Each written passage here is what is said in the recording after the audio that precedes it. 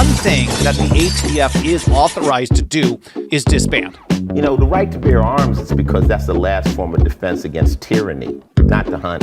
It's to protect yourself from the police. Not only no gun control, but, we're going to destroy the whole concept because the internet's going to serve guns. And we want our rights, and by God, we're going to keep them, come hell or high water. The eMilitia Podcast, Episode 66, Evolution of the Boog, with Magnus Panvidya. Enjoy, fuckers.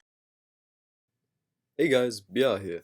Just a quick little announcement before we start the episode. As many of you know, I was banned once again on Instagram back at the end of April 2021. So far, my attempts to come back via a variety of means have been fruitless. So I figured I'd try something different.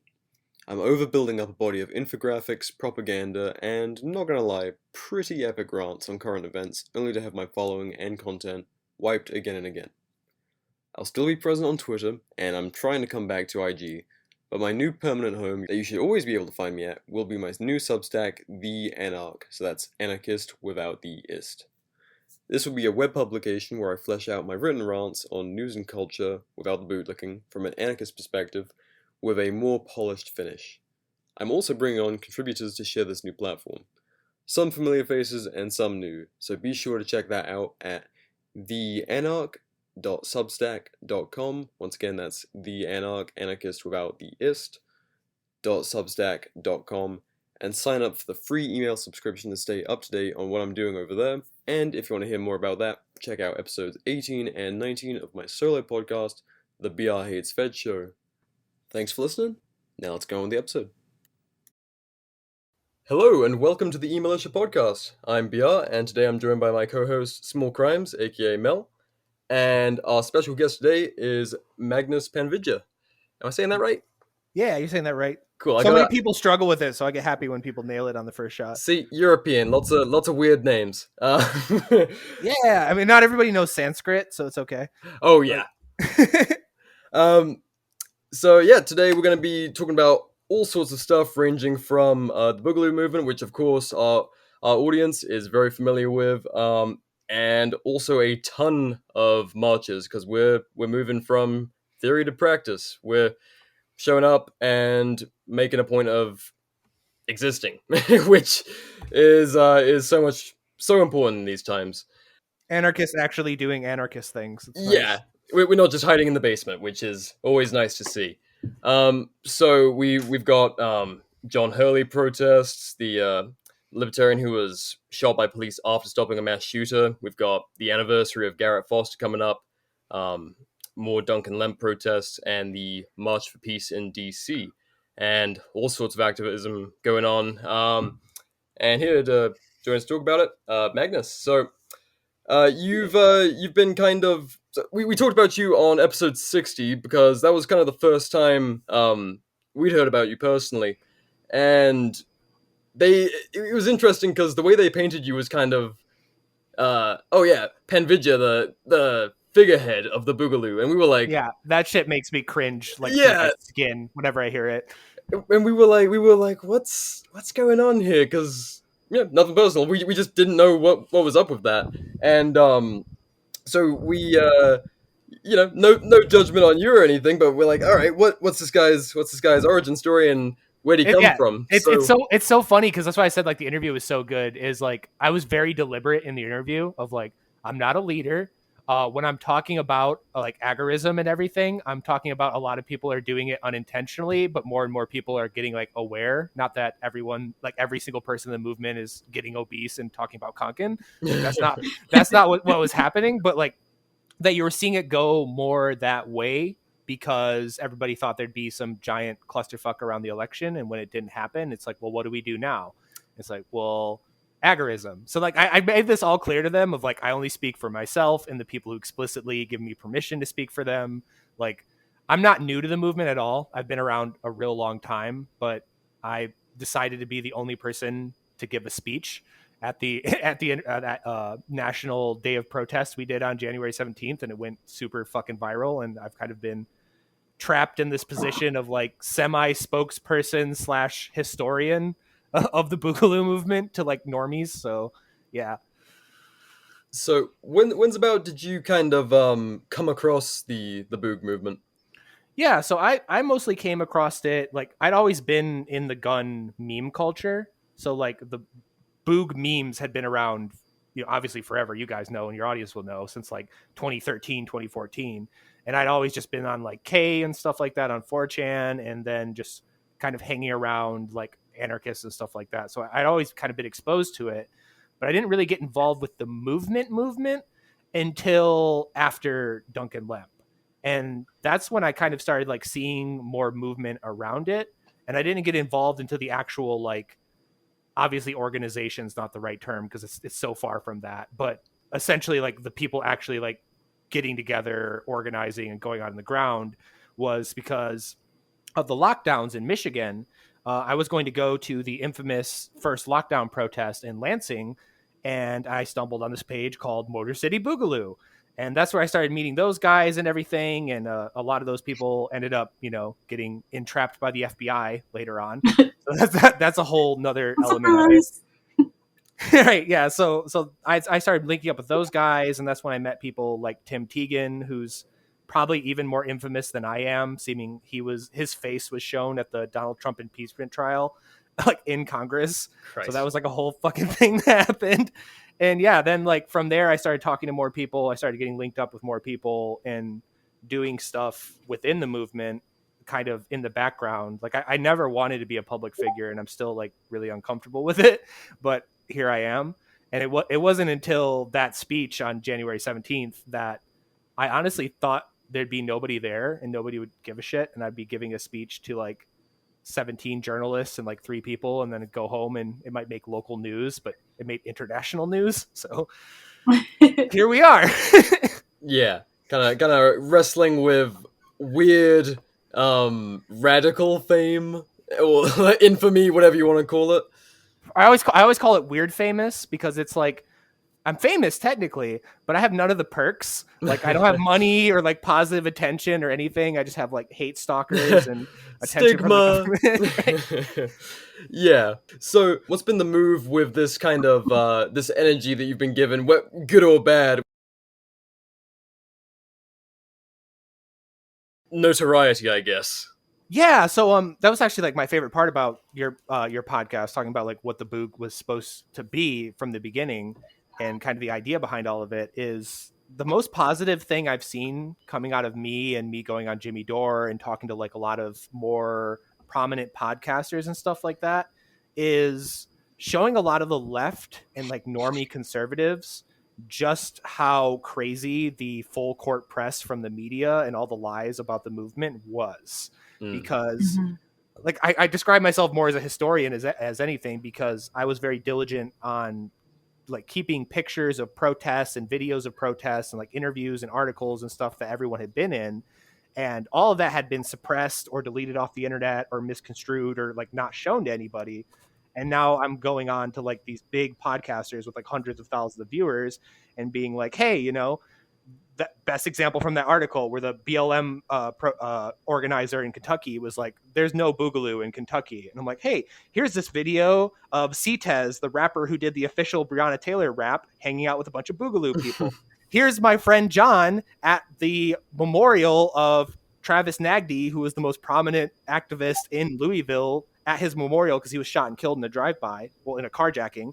Here's John in full Aloha gear with an AK with like a, the Boint patch on his hat, sitting right at the front row of Travis's memorial. And it's like, hey, look at all these lies. Like, look at this whole kind of thing. And I always compare it to like how only recently you're starting to see the Black Panthers kind of get more normalized and people are getting aware of what actually happened to them. Because when I was in school, I was just taught that the Black Panther movement was like a bunch of psycho violent communists.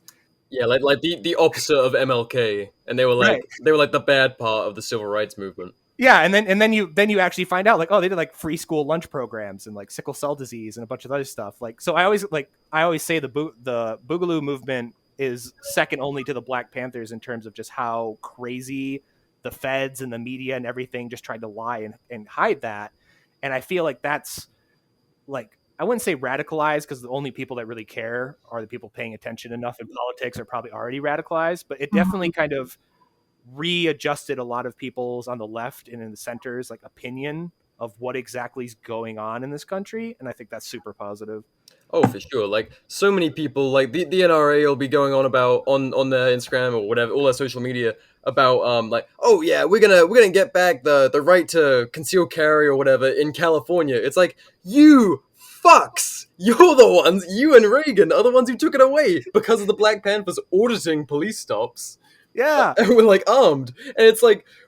So there's so many Cognitively dissonant individuals, organizations, and factions. Right. And like the best example of it too is like the Garrett Foster thing. Yeah. Because Garrett Foster was a Boogaloo boy. And I've gone back and literally like Vice, It's Going Down, TYT, Vosh, like all these shitlib fucking YouTubers eulogized Garrett and said he was like the bravest, most heroic person in the world and how awesome Garrett was, and talked about how he volunteered in the community and everything.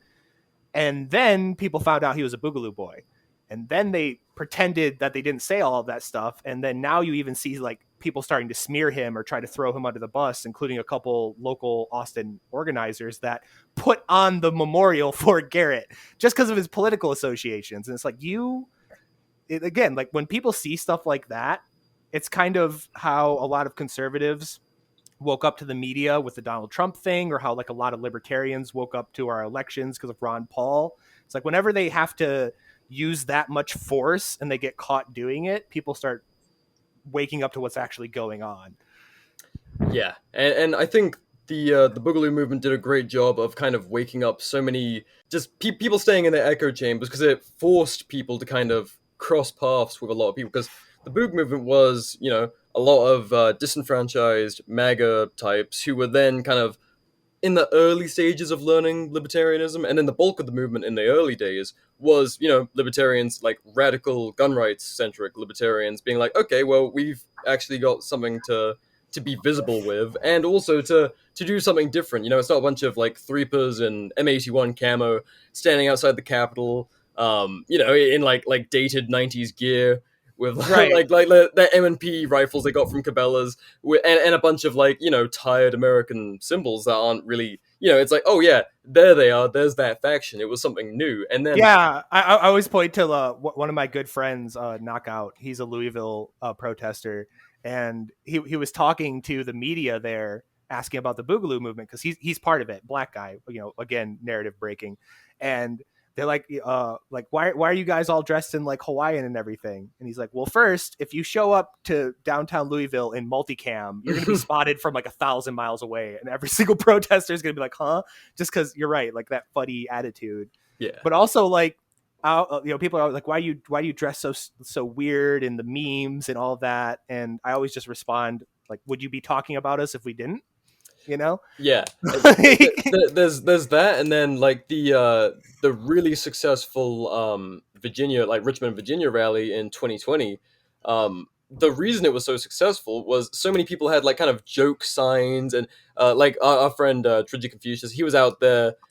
People were like barbecuing in the streets, singing. Yeah. And, like, you know, people wearing Hawaiian, people and mixed in with people in like, you know, more serious looking gear, and the funny signs. It was kind of like, these people aren't just, it's not just like an army descended on Richmond, although I'm sure, you know, most opposed to the whole thing would say that, but there was a sense of humor about it, and that's what was the Boogaloo movement's greatest strength, and kind of, it was something different. And it's like, oh, well, you want to paint us as these big, scary, like, potential murderers. It's like, no, we're regular people with a sense of humor, and it really, initially, before they knew what to do with us, you know, it was humanizing.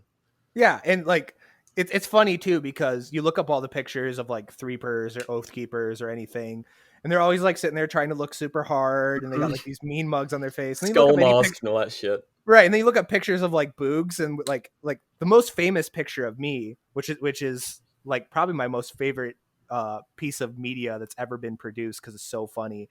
It was an article by Medium magazine that said that the top 20 most dangerous people on the internet in 2020, and it's a picture of Mark Zuckerberg, Donald Trump, some guy I don't recognize, and then me and 2 other Boogs behind them, and all of us are wearing Hawaiian shirts with goofy meme patches and have giant stupid smiles on our face. And it's like the juxtaposition is so hilarious to me. It's like, look at this dangerous terrorist, and I'm just sitting there with like this big goofy grin on my face. And it's the same with like, you look up any pictures of us, we're always just like happy and having like fun with it, because you have to embrace the absurdity. And that's probably like a bit of the Chan culture, a bit of the meme stuff that the older folks don't really get, the old militia boomers. So. Yeah, like when Tridgy was going around and trying to rally up support for the Virginia rally, he was talking about like every rural town. He was talking about the what was it, the sanctuary city thing or whatever. Yeah, like sanctuary counties. That's yeah. And most people were FUDs. They really wouldn't have got the sense of humor that this movement had. And what that did for us, at least the aesthetics and kind of the attitude, it made it really fucking hard to ignore, because it was so entertaining and such a spectacle that they had to cover it, and they didn't know what to do, because you saw everything in the early days, from like, oh, right-wing extremists to like, maybe they're lefties? I don't know. Like, what box do we put them in? Yeah, like it was just like a month ago, Jack Posobiec called a bunch of my friends Antifa the same week that It's Going Down called us right-wing terrorists, and then a Turkish news organization that filmed a interview with me in Louisville at the Breonna Taylor anniversary referred to us as a left-wing anarchist militia. It's like nobody knows what's going on. Yeah, and it's like really fucking with everyone's minds like that is a great way to move the conversation along to something that's, actually meaningful, instead of this tribalism. It's like, okay, what are you? It's like, what are we to you? Like, what do you think of us as? And okay, well, here's what we really believe. And fortunately, we've managed to come up with our own wave of alternative media to actually say what we are, because fuck knows they're not going to say the right thing. I mean, even the article where we first heard of you was it, like you said before we started recording, it's already been fucked with. They've gone back and changed things. Yeah, and I mean, like, it's really telling too, to like your guys' point about kind of where the movement kind of got weird and screwed up. Of in the very beginning, it was that like radical libertarian, like anarchist kind of thing, and then because of the election and everything, it attracted all of these like Trump people. Yeah. And they really lost the plot, and they hung around until the Garrett Foster thing. And the Garrett Foster thing is where they finally kind of realized, like, oh, this isn't for you. This isn't like some thin blue line thing, which always confused me, because I bring this point up all the time when I'm arguing with liberals, of like, they'll say some Proud Boy or some like ex-cop or something was a Boogaloo boy. And I just go to Google and I Google Boogaloo memes cops, and it's all about like defending yourself from gun confiscation and like ACAB posts and like all of this. And it's like, yeah, this is what the movement was about. So it kind of sucked that it tracked all those FUDs and everything. But then when Garrett happened, that's kind of where they all started going away. And unfortunately, the movement has to deal with those people all the time, because it's like every week it comes out that some like ultra nationalist racist idiot was wearing Boog patches or something, and I go look up the post, and it's like, oh yeah, that was like in April or May, where all these people got confused about what the whole point was of this movement. Yeah, that was a big moment of questioning for me, and kind of I had to take a step back when that started happening, because especially the Garrett Foster thing fucking wore me out. And if you go back to around that time and listen to the episodes then, I was bitching about it, and I'm still going to bitch about it, so fuck you, it's almost the anniversary. Yeah, it's wild of how, like, all of these dudes just, like, roasted Garrett and started lying about everything that was going on with Garrett just because they assumed he was a lefty. And then when they found out he wasn't a lefty, they just said that that's when they started saying, like, oh, the Boog movement's so stupid and it's lost its way and blah, blah, blah. And like all this right-wing narratives.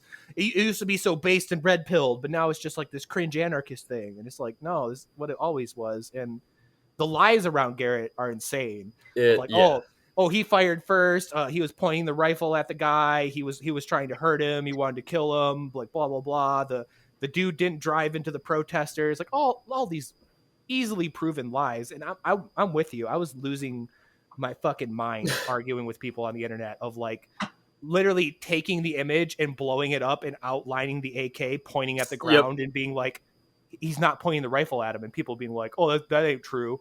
It's like, look, use your eyes. He's literally pointing his rifle at the ground. Like, and you can even hear Garrett in that video yelling at people to back off and get away from the car because Garrett's trying to figure out what's going on. And some kind of de-escalation or, Yeah. Like, did anyone get ran over? Is anyone beating on this guy? What's going on? Like, you're the dude with a rifle being security, so he was doing security shit. And yeah, so it's like, that was like the huge split in the movement. And honestly, it was for the best because a lot of those guys just didn't get the point. Like, it was never supposed to be some, oh, we're going to go. I always bring up the examples. Like, there was a small number of people that like, we need to go to Chaz and fight Antifa. And like, Christ. Yeah. Why do you care? Like, what do you mean? There was so many exhausting moments where it was litmus test. It was just litmus test after litmus test where someone, there'd be some kind of like lefty agitation that a lot of us thought was kind of cool. It's like, well, fuck it. Like, good for you guys. Just try not to hurt anyone innocent. Like, fuck up the courthouse. We don't give a shit. Right. Everyone I knew in the movement that's still around and wasn't a FUD was sharing pictures of the Minneapolis Police Department on fire with the "Don't Tread on Me" snake coming out of the flames. Like, yeah, that's in my my solo podcast intro. Yeah, that shit's awesome. It's in my intro to my podcast. So, like, it was fucking historic. I mean, Jesus Christ, when you look back at this period of time, that will be in history books someday. That honest history books at least. Right, and that's so funny because that's another angle like shit libs used to attack us of. They bring up that one dude who got arrested for firing his AK into that exact police building. It's like proof that Boogaloos are violent instigators. And I'm like, so he fired 3 rounds from his AK into a burning police station that had been burning for 15 minutes and people were posing in front of. And he like, okay. Like, that's some return to monkey shit right there. The guy got caught up in the moment. Right, he just got too hyped, man. It's like, I get it. Like, yeah, it's like honestly, I mean, who can blame him? But our listeners in Langley right now are like, yep, that's going in the file. Yeah, I mean, there's so many things like that, like the Garrett Foster thing, and then obviously like that, to where when you point out to like rational actors on the left, they're like, oh wait, you guys have been lied about, like amazingly, like to deep detail, everything about you has been lied about. And it's like, yep.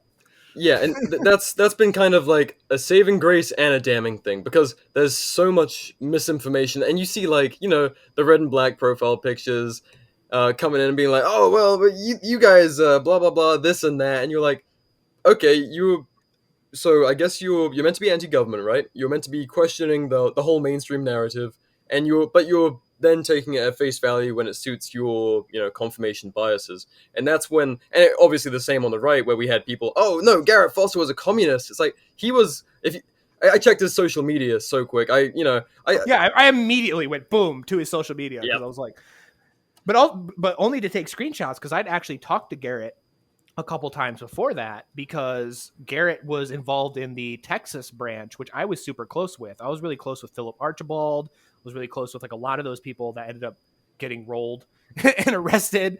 So it's like I knew Garrett through like all the Austin protests and all the Dallas protests and stuff like that. And I immediately went to his profile to take screenshots because I knew he was going to be lied about. Yep. And I was just flying around like being like, no, Garrett's not a Nazi. No, Garrett's not a communist. No, like I would just, because I was unemployed obviously because of lockdown. So I just like monkey mode on my phone for 24 hours straight. Arguing with people. That whole time period was something else. Giving me PTSD just thinking about it. yeah. When you posted that on Twitter yesterday, yesterday or the day before, I was like, oh my Christ. I knew it was coming up. I had that kind of gut feeling of like, yeah. So that was like it was a weird splintering moment because it was kind of like that. Oh, you guys are actually leftists, and then also all of this dilution from the disenfranchised and kind of pessimistic MAGA people who are like, oh well, this is all going down the shitter. Well, we're gonna boog if Biden wins, And then of course it was hijacked that, oh, it was a nice headline for a few outlets. Oh yeah, that's where this movement's going, or that's what they've always been about, you know? No, never. It's so ridiculous to me.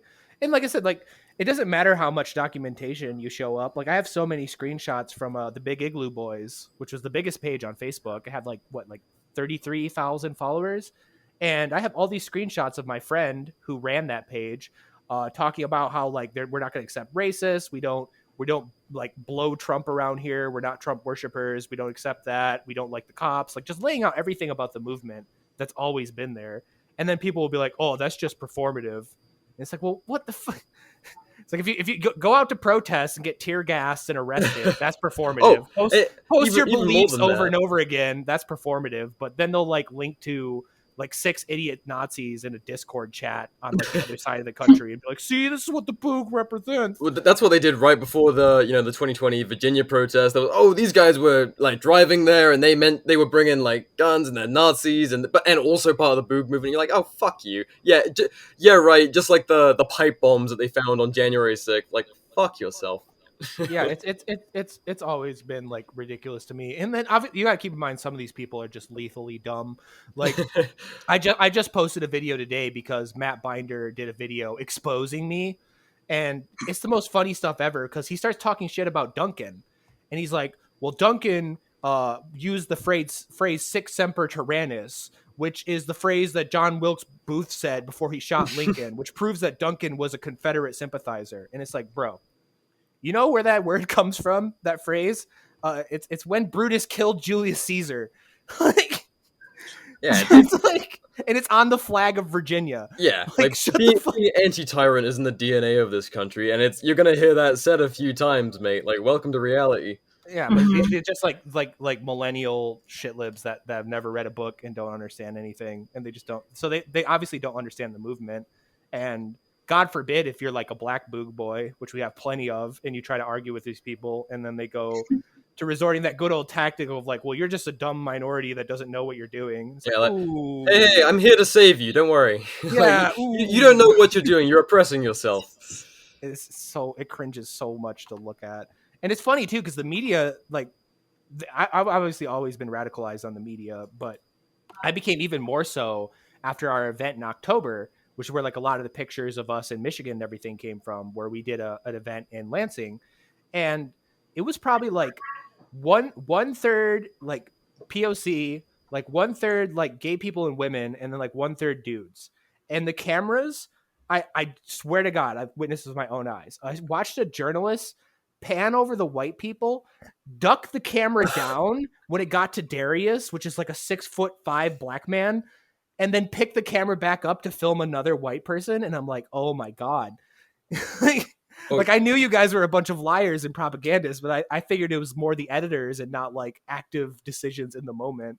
And that was the other thing of when they tried to paint me as a Trump supporter in one of my interviews on January 17th, they were filming me talking to a Green Party guy that was there. And the Green Party guy asked me like, oh, who's your favorite politician? And I'm like, Vermin Supreme. And they immediately turned the camera off because they were trying to paint us as Trump supporters. And they're like, oh, Vermin Supreme?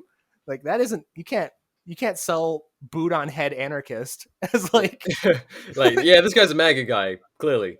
Yeah, it's fucking ridiculous. Well, they did the same thing to. I mean, I keep on bringing up Dritchie because he was fucking killing it in 2020. But there was like a photo of him and his kind of like core group marching across the road. It was like an infamous video of the Richmond protest that went viral, and it was like white supremacist militia in Richmond, Virginia, and 2 of the fucking guys in this group were black, and it's like.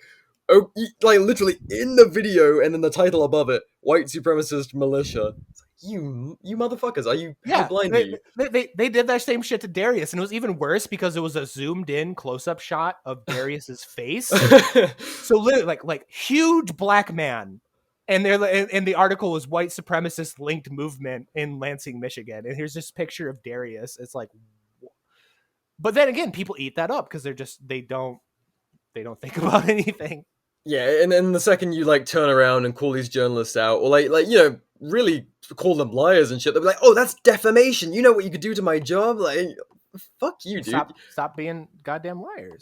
Stop being a fucking propaganda mouthpiece. And you're seeing the same thing with Johnny Hurley of like there's so much smears against Johnny, and Johnny's like the least hateable person on the internet that I could find. Like this dude, like hippie dude, played in a band, like super involved in his community, did a bunch of like organizing and like activism for a bunch of stuff. Like everyone loved him. And then you're starting to see like JJ McNabb and all of these like Twitter people be like, far right extremist Johnny Hurley defends the police and dies. And it's like, Christ. oh my. Who was that? JJ Extremist. McNabb. Yeah, JJ McNabb. Yeah, She, God. also known as the woman who's blocked everyone on Twitter. I wonder if she's blocked me yet. I would be amazed. She's probably listening to this episode. I hope so. That fucking Berkeley cunt, and I mean that in the European sense as an equal opportunity. I'll call everyone under the sun a cunt if they're doing that kind of stuff. Man, that was just so frustrating.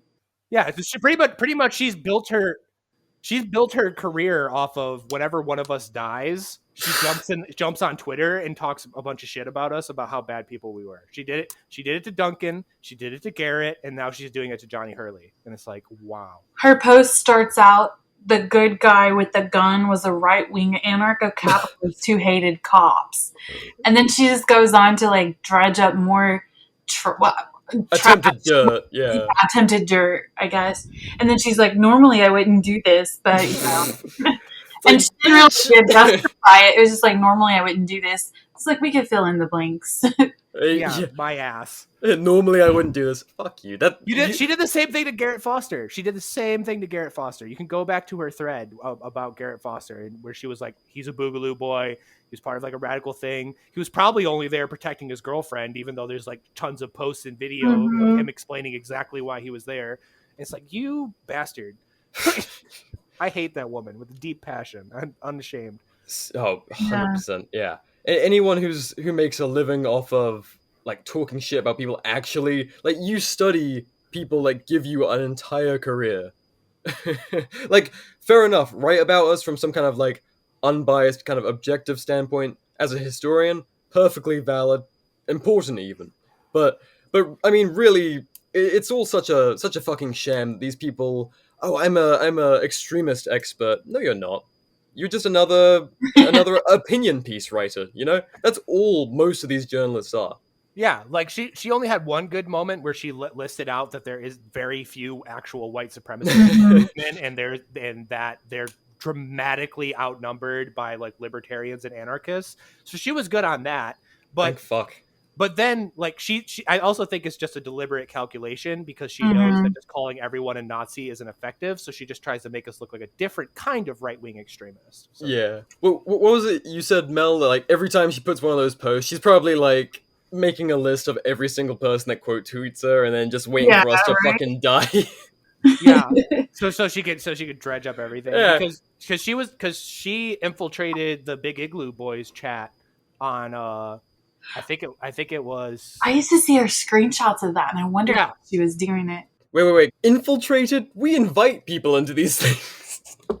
No, that's what I mean, though, is like she was pretending to be somebody else. It wasn't like JJ McNabb has joined the chat. What I'm saying is, it's so fucking easy to get into these groups. Yeah. But that's also why it's so funny, why they act like it's some big gotcha. Oh, like, yeah. Like they always use screenshots from my public Facebook that got deleted, and they're like, look at this crazy stuff this guy believed. And my favorite one of all time is they use this image that I do not understand how a rational human being looks at it and not realizes what's going on. But it's a screenshot of my Facebook, and it was during the toilet paper shortage. And it's like, are you out of toilet paper? Here's your approved substitutes. And it was the flag of the Third Reich, the Confederate flag, the Trump flag, the thin blue line flag, the flag of the Soviet Union, and then the anti-fascist flag. And these people unironically post that and be like, proof that Magnus is a racist infiltrator. Oh my fuck. And I'm like, how? I wipe my ass with a flag of Nazis and Confederates. I'm secret white supremacist. I don't know. I think this is a dog whistle, guys. You must address the butt to Nazi pipeline. I don't understand it. But yeah, it's ridiculous, and it's been going through so many of that. But thankfully, like, more people are calling it out. The whole thing about the Gretchen Whitmer kidnapping case with the Watchmen, that was actually lefties that broke that the entire thing was a Fed op. That like from start to finish, almost everything involving the Whitmer case was a bunch of federal informants like pushing people and providing like materials to the people and trying to get them to do this. And it's like awesome. It's a really good book that everyone should read on that Terror Factory. Yeah, that's a good one. I can't remember the author right now, but the FBI foils FBI terror plot book. Yeah. Terror Factory. That is by Trevor Aronson. Does that sound right? Yeah, I think so. Everybody should buy that and read it. A groundbreaking work of investigative journalism inside the FBI's manufactured war on terrorism. Yep. Yeah, like the whole, it was just like a couple months ago where it came out that they posed as women on Tinder to get some like mentally perturbed Muslim man to try to shoot up a bunch of like schools or something in Michigan. And then and like literally like I love you babe, I want you to be more radical, and it's an FBI agent. And the best part is when he refused to do it, that's when they arrested him. They were perfectly fine with him actually going out and doing it, but the moment he told them to fuck off, that's when he got arrested. There was a guy in Ferguson that they did it to, where like he never would have come up with certain ideas on his own, but they were pushing him and pushing him and pushing him, and finally he's like, okay, and they're arrested him, and then they're like patting themselves on the back for foiling the terror plot that they caused. Thankfully, all the terrorism charges have been dropped on the Watchmen, because it came out that the key piece of evidence they used in that case is that they had a training exercise where they all got together and they essentially like LARPed out how they were going to do this. The property was owned by the Fed informant. The exercise was led by the Fed informant. All the materials were provided by the Fed informant. And the main guy didn't even want to go, but was nagged into it and called a coward and like kind of like dude peer pressured by the other Fed informant to go. So it's like, so the judge was immediately like, I can't charge these dudes with terrorism. There's no proof that they actually would go through with this or even really wanted to in the first place. So all the terrorism charges got dropped. It's fucking insane. And it's not like this is a new tactic. I mean, this was the entirety of the 90s and before that, you know. It's always been bring them 95% of the way and then like nudge them. Hey, that's a terrorist. We have a reason to exist. Yep. You're welcome, America. Right? Yeah, the whole Waco thing, the whole Ruby Ridge thing, like there's 1,000 examples of this is all their fault. Yet they get credit and people get slandered and smeared for it.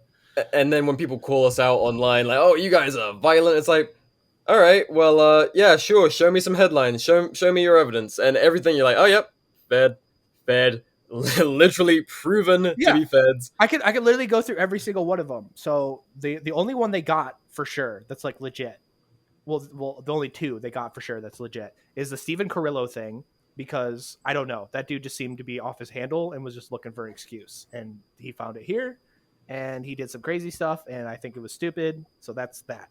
And then you have the person we mentioned that fired into a burning police station that was already on fire. Then you have the Las Vegas dudes that were arrested with Molotovs. Right? Yeah, with Molotovs in the car that were created by the FBI agent, brought with by the FBI agent, and then arrested by the FBI. You have Teeter up in Minneapolis, who was approached by a FBI agent pretending to be an agent of Hamas. And then Teeter was trying to get Teeter to sell him weapons, and Teeter sold him solvent traps that you could buy off of Amazon. And then the FBI arrested him and then ran around saying, like, they ran around the media saying that we were trying to work with Hamas, leaving out the detail that there was no Hamas. It was just a Fed. And then the Watchmen thing, which was obviously, like I just said, that was a giant Fed op.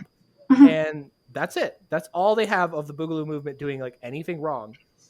And like, 4 out of 6 of them were deliberately the FBI.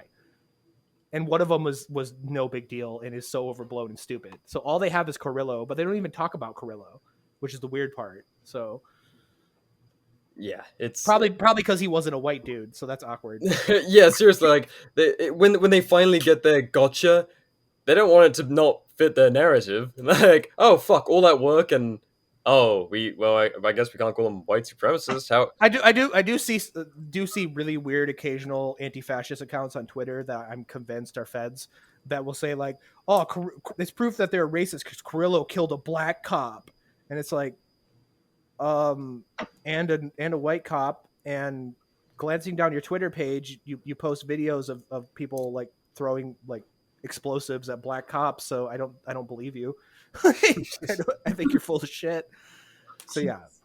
So that kind of leads me to a question. Seeing it's 2021, this movement's been going on like solidly since 2019, at least, like in-person protests and stuff. Kind of that's when it really started to heat up.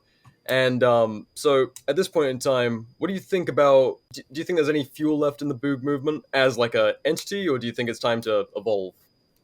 A little bit of both. Little column A, little column B. I definitely think that the things are dying down a little bit right now because it's like the honeymoon period of Biden, but people are really quick starting to wake up to like how. I mean, it was like day 2 of the Biden administration. You had all these liberals be like, "Oh my God, what did I vote for?" Yep. It was like, but like you're seeing the stuff with like expanded bombing and them getting really hard on the gun control and stuff like that. So like that's the bread and butter of the Boog movement. So you're starting to see, for the first time since like the big split in Garrett Foster, like new people coming into the movement.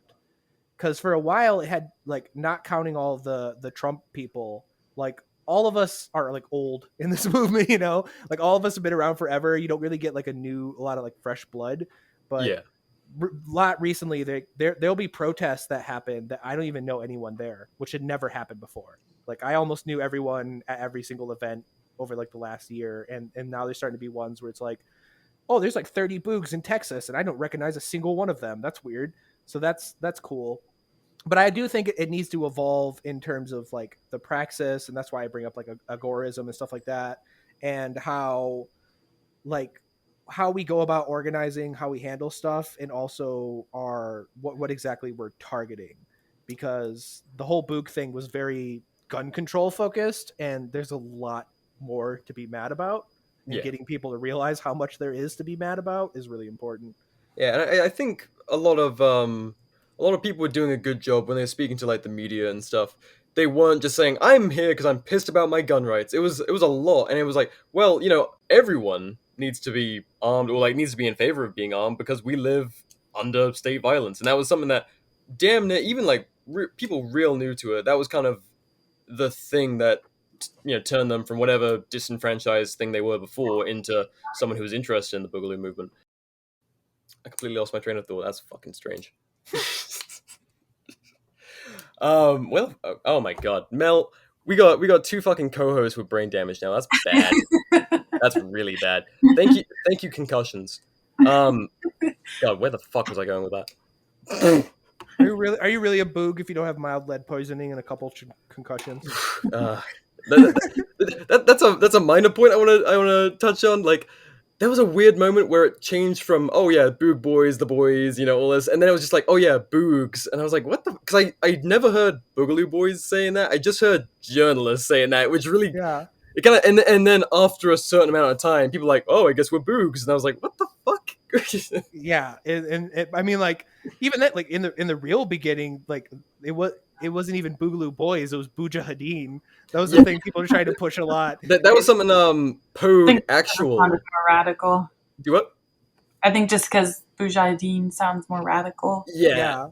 And also like I wish we would have stuck with that, because just the fact that it was the Boogaloo boys, it got a lot of misrepresentation with Proud Boys all the time. It's like every other bad article about us, I go look, and every single picture or the event they're describing is a bunch of Proud Boys, and I'm like, where's the meme patches? Where's the Hawaiian shirts? Where's the no step on snack? Like, I don't see any of this. This is just a bunch of like chuds. Like, what do you mean? Yeah, that's the thing that really kind of set us apart from the previous kind of 2016 and culture war street brawling thing that was going on for a while. And then when people started wearing, real body armor, not just fucking empty plate carriers, and then carrying a wooden bat with a flag on it to a protest, but people were turning up armed and actually like looking pretty decently equipped. And then you got these Proud Boys standing around, with their special ed helmets and all that other shit. Yeah. It was funny that they kind of made fun of Boog Boys and shit. It's like, you guys are turning up looking like just fucking losers. You'd find that at a dive bar at 3 a.m. or something, and these guys actually look equipped and like they know what they're doing. And I don't know, it was strange how those previous protests, when they were street brawls, I guess they were, not to belittle them, but they were much safer in terms of like how much it could escalate. A few people pulled out guns and stuff, and like there was incidents, left and right protesters previously pulled guns on each other, but for the most part, it was just fucking street brawling, and a bunch of people who just wanted to fight the tribal opposition. Right, and I mean, it was also better in the beginning because it was mostly mutual combat. Like, a bunch of Proud Boys would show up and a bunch of anti-fascists would show up, and they would be explicitly to beat the shit out of each other. Yeah, and that was like, all right, like do your thing, guys, I guess. Yeah, and what kind of the new refreshing of like armed protesting did in this country? Protests were more heavily armed, but often a lot more peaceful, which was really interesting to see. And it's like what we were pushing at the height of the kind of like Boog BLM crossover that went to shit as the media got involved was armed protesters don't get gassed, and it was fucking true. You'd see a line of guys with rifles and body armor facing a line of people with a line of cops, and they wouldn't want to shoot at the protesters because that would be escalating. You don't want to shoot gas at a bunch of guys with usually body armor, rifles, and gas masks. Better rifles, better body armor. Yes, better gas masks. It was fucking awesome. And that famous story of that dude who showed up to go help the National Guard in like San Francisco or whatever, and they immediately spotted, it was like Edward Wong or something. They immediately spotted him out because he had like 20 grand of just Gucci gear and like nods and like the super Gucci'd out rifle, and they're like, I'm not with the National Guard. like I don't like to point and laugh at anyone doing armed protesting, but I will fucking point and laugh at that bootlicker. He was like a famous, semi-famous airsoft kind of guy who had friends in the tactical world, and for those who don't remember or didn't hear. But and then he went out to join the National Guard to help them with their like all the riots and shit, and got himself arrested because he scared the shit out of them.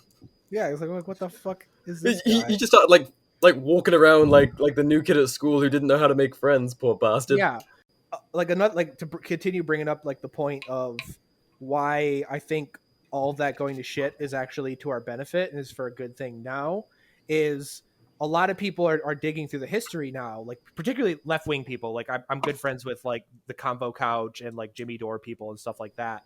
They're digging through these histories and they're seeing the proof that like we were welcomed more or less with open arms at all of these BLM events in the very beginning. Yeah.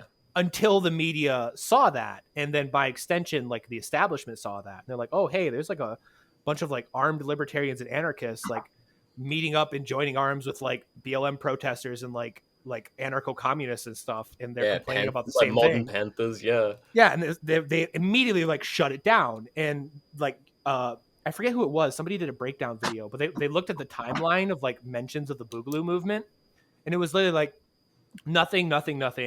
And then, oh, well, there's this weird group we don't really understand. And then boom, like explosion. Literally hundreds of articles from every single one, borderline copying each other, talking about how like, well, how bad we are and how evil we are and everything. And then a lot of idiots just took the bait on that. And the relationship did kind of fall apart, but also in some places, like I said, like Louisville, it never fell apart. Like Louisville, United Pharaoh's Guard, which is what they decided to go by after like the media spears, instead of just calling themselves Boogs, they're like, well, we're the Pharaoh's Guard.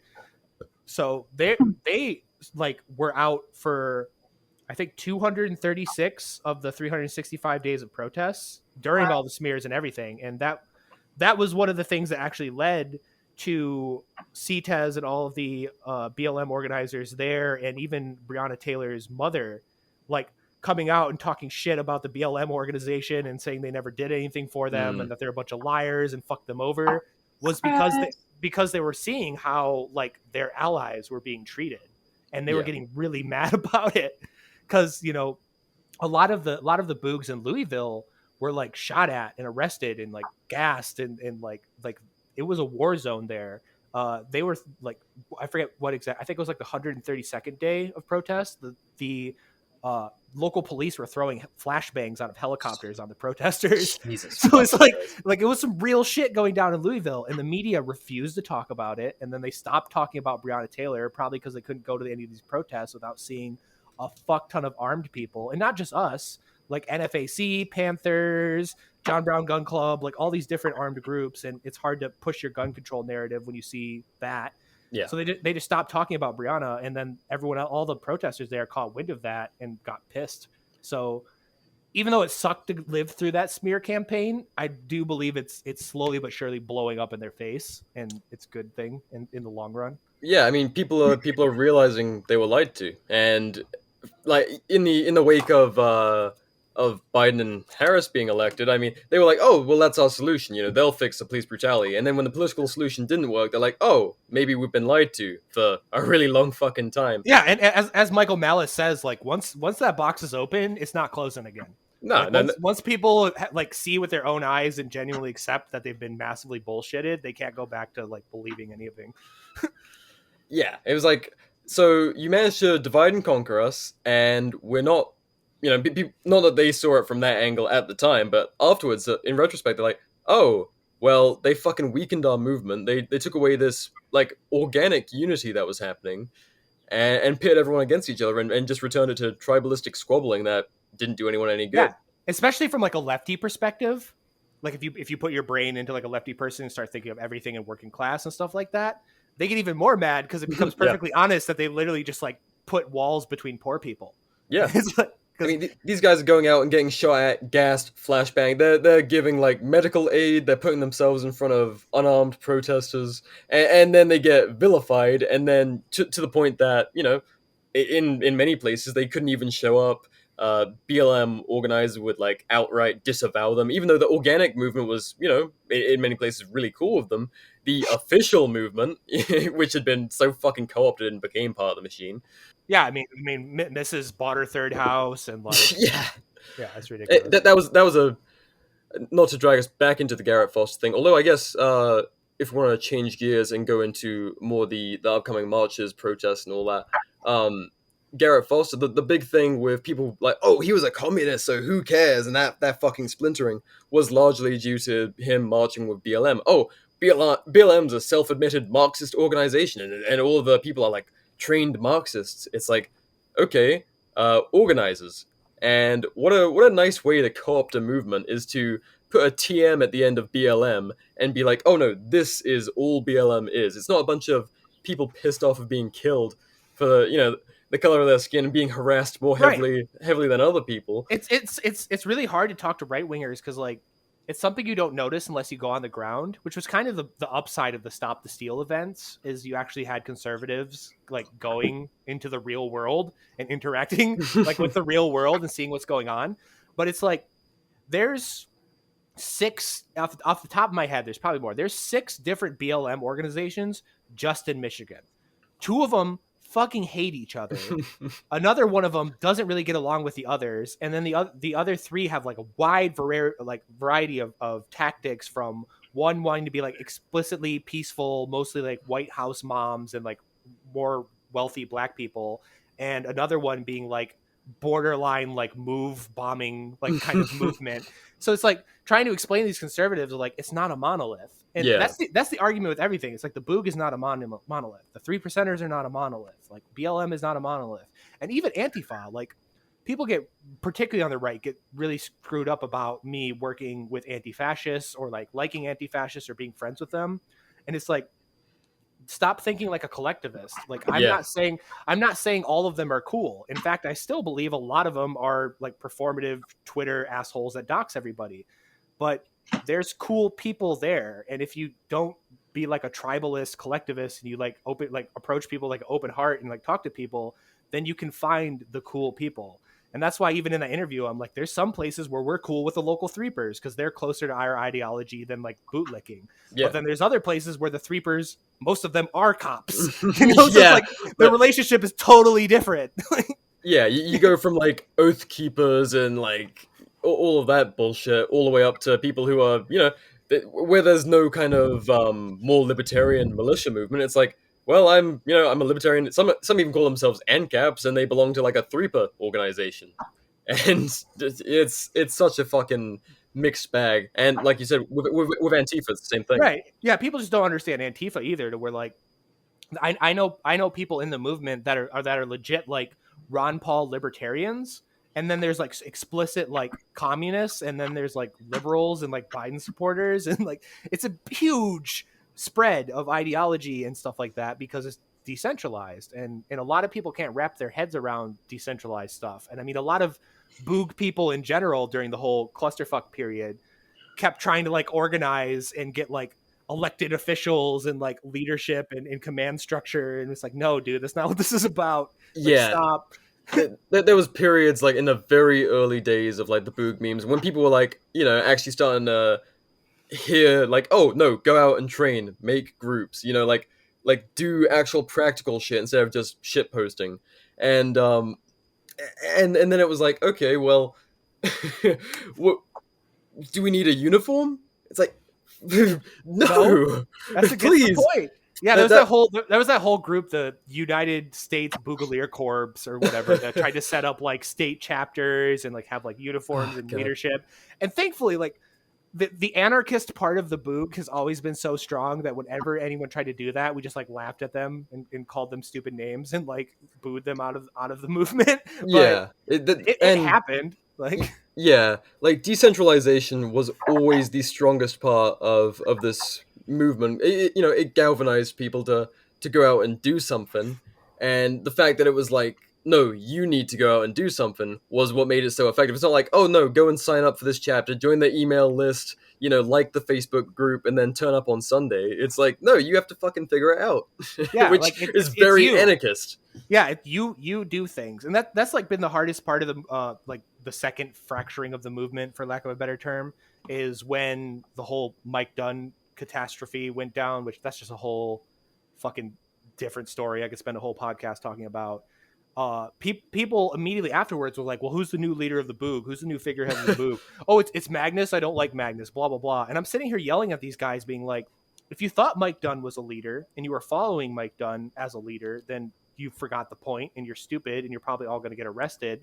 Stop looking for a leader. Like, yeah. And the moment I got pushed into kind of like this spokesperson / most widely known person in the movement, I immediately stopped organizing. Like I will have nothing to do with planning any like Boog related protest or like go, like I'll go to events as just a person, but like, I don't want anything to do with like the actual putting things together, because that's how you get RICO'd and go to federal prison. So it's like, yeah, I mean, the most minor thing, some stupid fucking joke, and then all of a sudden it's evidence, and then they'll pursue you like, oh, well, we could turn this into something. And yeah, I think that's the best way to handle it at this point. Like, so many people, they make a good speech, and then people are like, okay, well, you're our leader now. And yeah, all goes to fucking shit from there. Yeah, and I have to literally yell at some people, because that happened with my door getting kicked in, which I posted all about, of people started like commenting like, no, Magnus, don't get arrested, we need you, like we like, you don't understand how much you mean to this movement. And that shit made me like physically ill. I'm like, no, like that's not the point. Like, don't ever view it that way. Like that's so wrong. Do not think of me that way. Don't put me on that pedestal, because not only do I not like it, but I think it's insulting to like people like you guys and other people that are doing stuff of like denying. It's insulting to yourself, like denying the own power you have. Because all I did was I sat the night before January 17th on Google Drive and typed up a speech off the top of my head, and then I went and read it off my phone. Yeah. There's nothing unique or special about that. Anyone could Sorry, go ahead. No, yeah, anyone could do that. But what were you gonna say?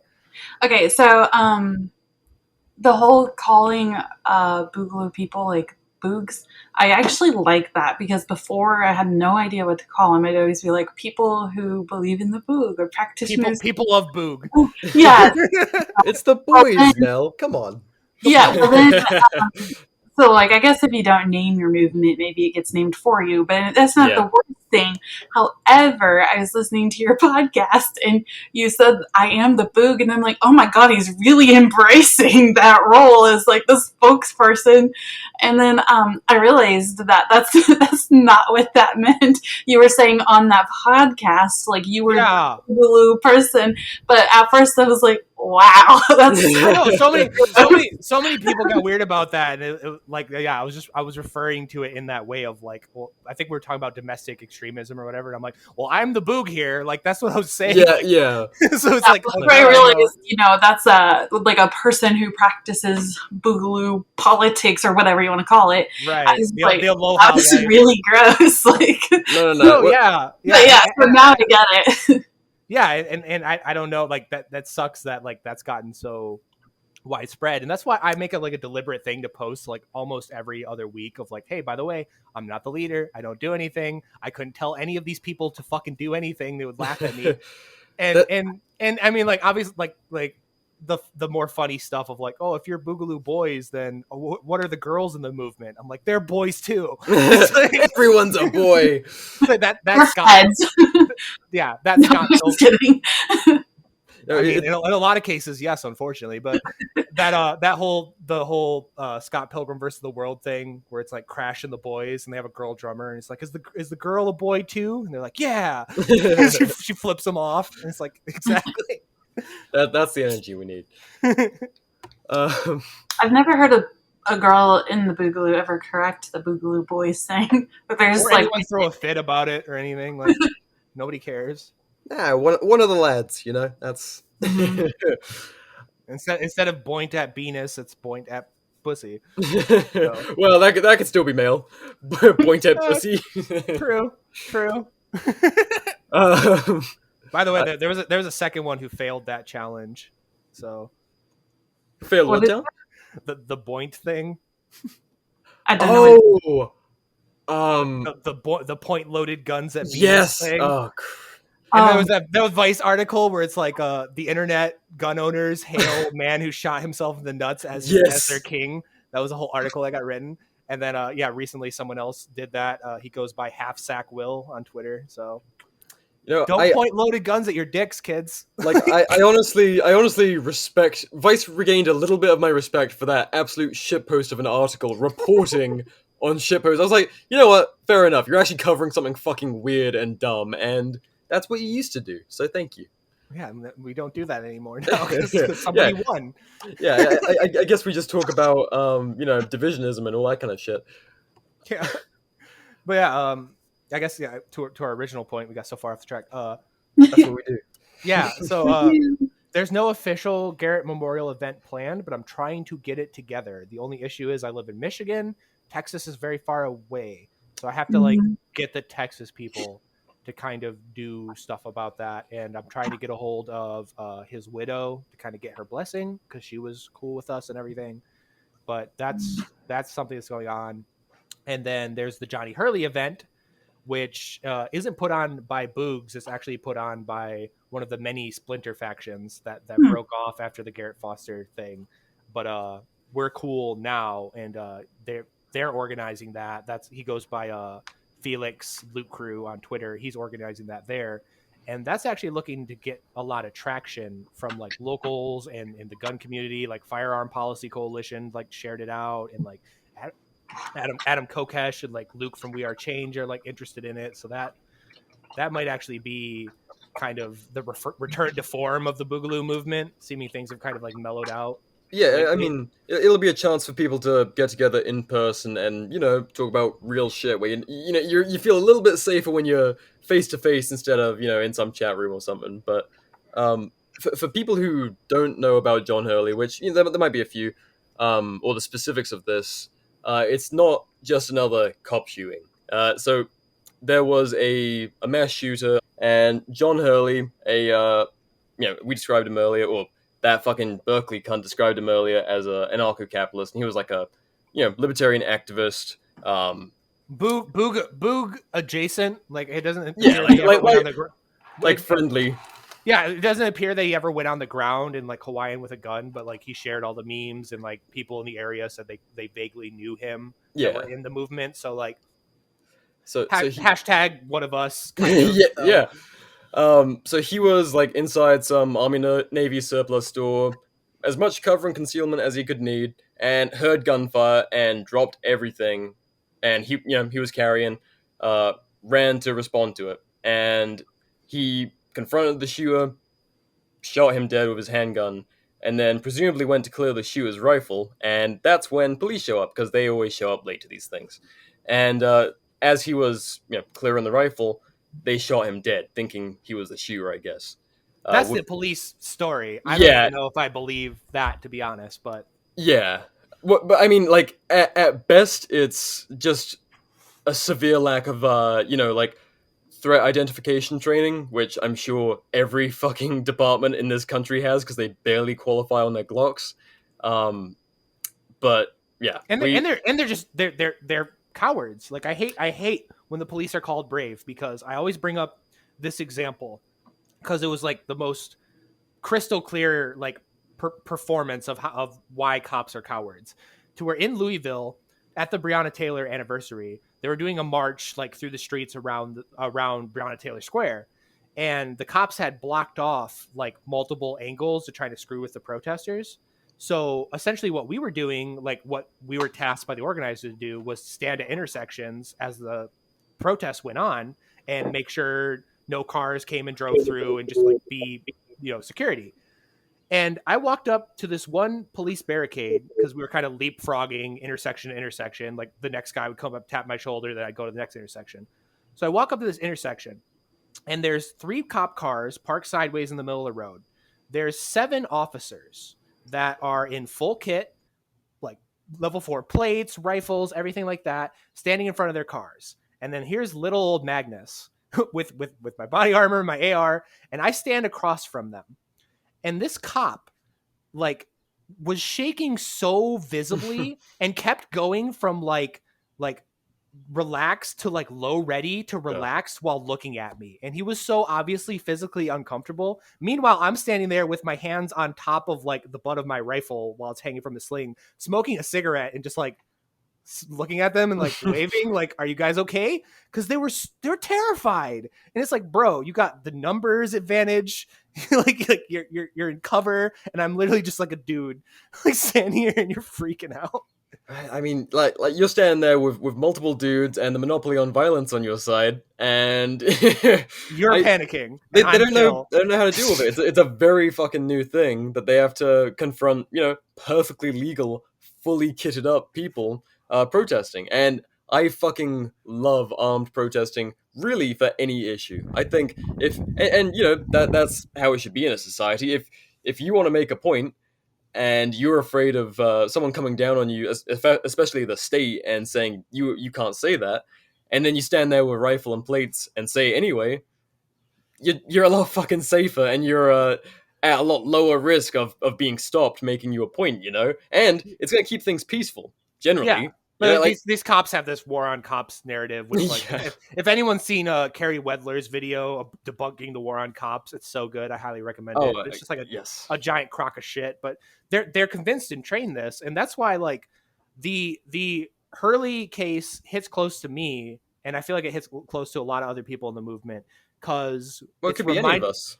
Yeah, because it's reminding us a lot of what happened to Duncan if you look at the timeline. So when it like the very first like in the moment reporting, all it said was that there was an active shooter and that they were killed by police. And that's all they said. Yes, it's fine. Yeah. It just came out like the details aren't going to be there. The next day, the police reported that there was 2 shooters and that the police that the officer died and then another officer neutralized both shooters. So 24 hours later, they already know the details of who John Hurley is. They've looked at the security footage. They've talked to the officers on the scene. Like they've talked to eyewitnesses who were already talking to the media. They knew John Hurley wasn't a shooter. But in their official statements to the media, they said there was 2 shooters. So then day 3 comes along, and that's when people start like picking up, like Luke from We Are Change and everything start picking up that John Hurley was in the movement, and they started digging into this. And they found eyewitnesses talking about how John Hurley stopped the guy and all that. And that's when people started going after the cops. And the cops were like, well, we don't know what happened. We'll let you know. And they sat on that information for 3 days. And then finally were like, well, yeah, an officer shot John Hurley and he was a hero and he was great. And we'll release the information when we know. And it's like, oh, okay. So you lied. you explicitly lied about what happened. And if there wasn't proof to show that you were lying, then you guys would have just kept up the lie. Yeah. And then this is post Duncan Lamp, post Breonna Taylor. Yeah, I've gone through this rigmarole like multiple times, so I know what to look for. And then like 2 days after that, they release the security footage of the officer getting killed. And they say that's the only footage they have. And then, again, recurring theme, none of the officers had body cams, apparently. So, but they released the footage of the officer getting killed, but did not release any of the footage of what happened to John Hurley. And they explicitly said that we're withholding this information while it goes through an internal investigation. While we cover our asses. So it's like, okay, so if the police version of the story, the guy runs to his car, gets an AR-15, ambushes the officer, kills him, starts shooting at other pedestrians and officers, and then John Hurley comes out, shoots the guy, goes over, grabs his rifle, another officer runs up the scene, makes a big mistake thinking John Hurley was a shooter and kills John Hurley. Okay, if that's what happened, you have video evidence of that. There's security cameras on every single one of those. The Army surplus store is covered in security cameras. You have the information. So why aren't you releasing it? Anytime there's a shooting with the cops, if they are justified in what they're doing, the body cam, the security footage, the local everything comes out within like 24, 48 hours. They've sat on this information for a week and a half and refused to release it. So it's like, what's going on? Yeah. And like the second we learned that it was from the word that it was a good Samaritan that initially stopped the shooter, it was like, okay, well, this is clearly fucky because the cops haven't said anything about that. Mm-hmm. And then it turns out, I started seeing it doing the rounds almost separately from that news about people, mourning, and people who knew him in the community are like, oh yeah, a good man died. And then they'd be linking to the article and be like, they're lying about this. It's like, oh fuck, not again. Yeah. And it's Duncan all over again, to where like, we know they have, like, I don't believe them to this day with the Duncan Lamp situation that there's no body cam footage. Oh fuck no, dude. I do not believe them because I've seen the body cam footage inside the goddamn apartment, and you're telling me that the officers that booted the door didn't have a body cam? Yeah, they're gonna have the cleanup crew come through with body cams, but not the door kickers. Fuck off. Which makes zero fucking sense to me. So like I don't believe them when they say like, oh well, we're investigating the footage, we haven't found anything yet, we'll release it when it goes through an internal review. Like bullshit. That I forget who it was, but it was I don't know if it was Devontae Wright. No, it wasn't Devontae. It was somebody else, where the guy was like shooting at the police, and then there was a narrative that he was unarmed. Within 24 hours, the police were like, nope, here's the body cam that he was armed. So it's like, if it proves they're right, they'll release that shit immediately. But if they look bad, then they'll obfuscate and hide it forever. Well, these things take time, it has to go through a process, and we have to, they always manage to buy themselves time. Yeah, and then like Anthony Rios is another great example where the family had to sue the city to release the security footage from inside the jail that shows like 6 cops like tasing and beating this man on the ground. And it's like, oh, you've had this the whole time, and you ruled that he just like had like an accidental death in jail. Like, Yeah, we just have piles of evidence when these things happen, and I'm hoping that the combination of, and not that I want this shit to continue, I want it to fucking stop, but I'm hoping the combination of this administration being like, the so-called political solution to this, along with it, carrying on, and the lies being exactly the same. It's not people saying like, oh, well, it's a Republican world, so we should just expect this kind of thing. It's like, no, this is just what happens when you have a monopoly on violence. They will always investigate themselves and find themselves innocent of any wrongdoing. And like I was an activist long before the Boogaloo, and a left-wing activist, and like it's like everybody forgot Obama and the police response to the first round of BLM protests in like 2014 and 2015 was so much more aggressive than the police response under Trump. Fact of the matter, I don't like Trump at all, but it's just a fact of the matter. You can look up videos in California of cops with rifles running up and down the street arresting BLM protesters at gunpoint. Like, that didn't happen that much. It happened in Brooklyn Center under Biden, though, like where they just skipped over the whole riot cop thing and went straight to dudes in camos with rifles. Like, but everybody forgets about that. All these Zoomers weren't politically aware during like the Obama administration when they were like shooting celebrities in the face with rubber bullets at Standing Rock and shit, you know, like we went from like, you know, a back the blue president, but one who didn't really, you know, he wasn't like fingers in every pie. He was just a dipshit who increased all their funding across the board blindly. Whereas Biden is an experienced drug warrior, as is Harris, an actual fucking cop. So it's like it's like the virgin back the blue supporter versus the Chad actual cop. Yeah, the Chad drug warrior, lifelong drug warrior. Oh fuck yeah! And you took the keys away from a retard and handed them to someone who knows what they're doing. Like, you've really stepped up the game, dude. You didn't solve anything. You've in fact handed them to someone who's much better at this in all the worst ways. Right. Give me one, like literally like a minute, really quick. I just need to run to the bathroom. And I'll be right back. No worries. Mel, you still there? Yep. How's the connection going? Pretty good so far. Okay, good. We really need to like adopt little. We never do the hand thing. I always feel bad, like I'm just steamrolling you, and then Rezi just hopped in for like a second and then fucked off. Well, I'm pretty quiet anyway. I know. I try to jump in just so it's not like awkward. I'm just It's doing my solo show and having guests on, especially my last guest was Nikki Reed, who, you know, she's a counterpunch contributor and stuff, and so I had no relationship prior, and so I was just like, man, this is different. It's not just like inviting Trigion or Seaburn and I can just shoot the shit. It was like I have to.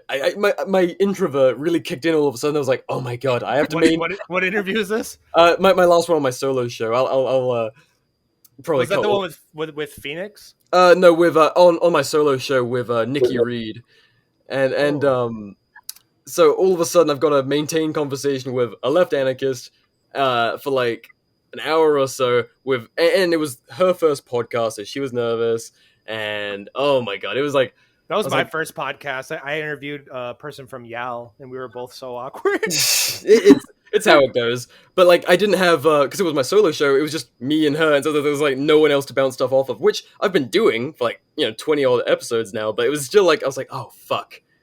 Because it was very different from just inviting friends to the show on, but but I guess right back to it, of the thing I'm hoping with the Johnny Hurley thing that should have happened with Duncan, and you see it happen a lot, is when it's inner city kind of established police departments, like they have a whole system for this shit. They know how to cover their tracks, they have a bunch of lawyers or whatever. Yeah, you know what's happening in Phoenix? Like there was such hardcore marching in summer, which is fucking ridiculous out here.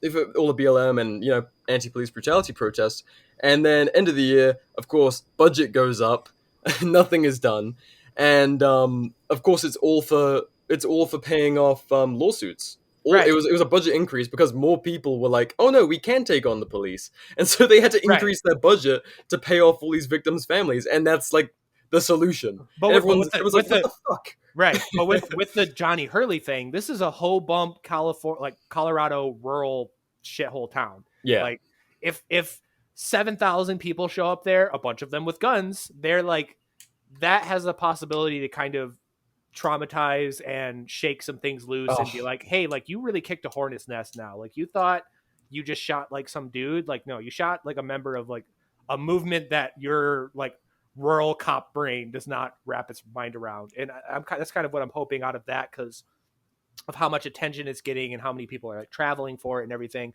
I personally would be on a plane to be there if I could afford it myself. Like that's kind of how like much they don't understand what they did, and that's what should have happened with Duncan, but the whole like COVID thing.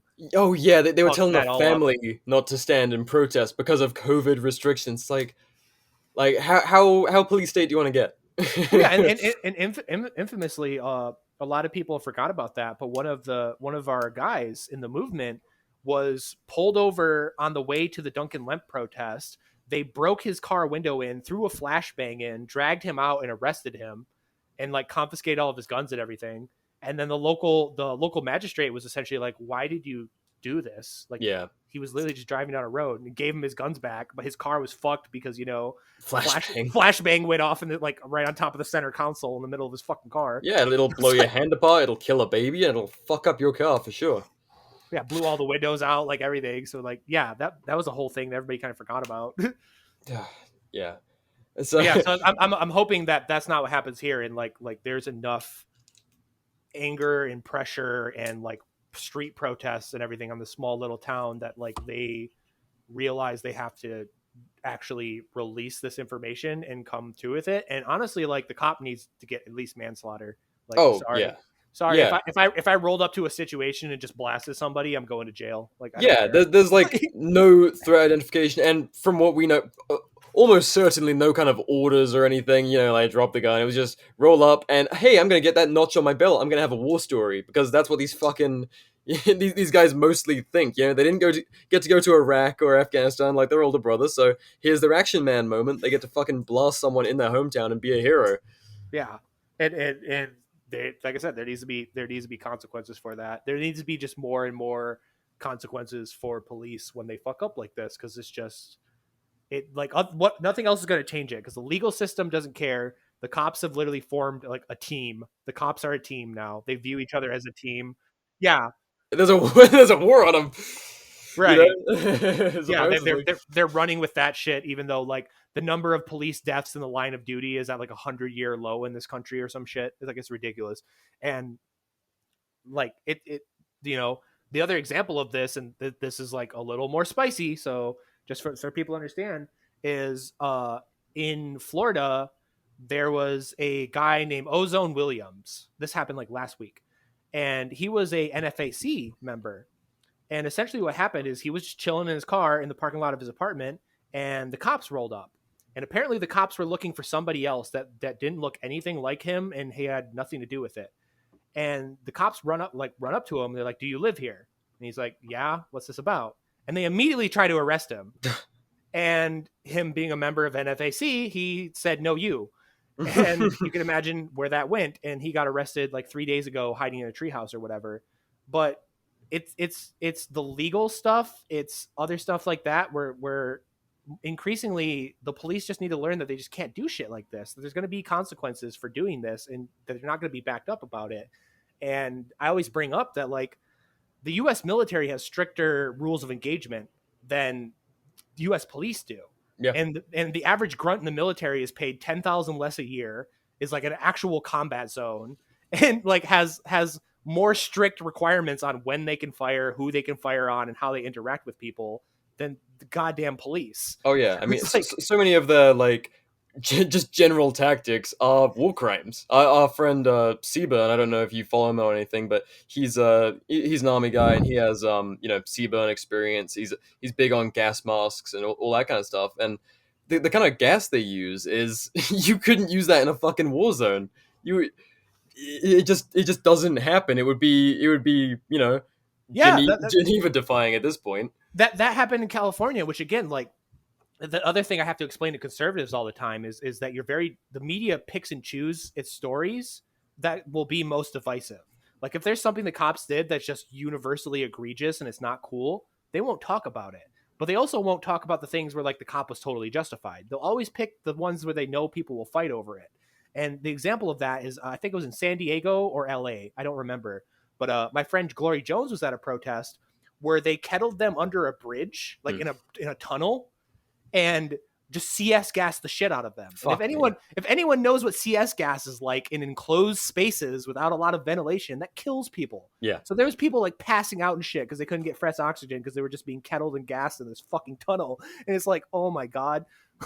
Yeah, like, and the media said nothing about that. You think that'd be a home run for the secret communist George Soros, whatever right wing conspiracy media? No, they didn't say anything about that. That had no news whatsoever, because they don't actually want the home runs. They want people fighting over stuff. So, yeah, like not that I'm a fan of Holocaust jokes or anything, but if someone makes a public figure makes one, that's gonna make way more headlines than police actually gassing people Right. in a makeshift gas chamber Right.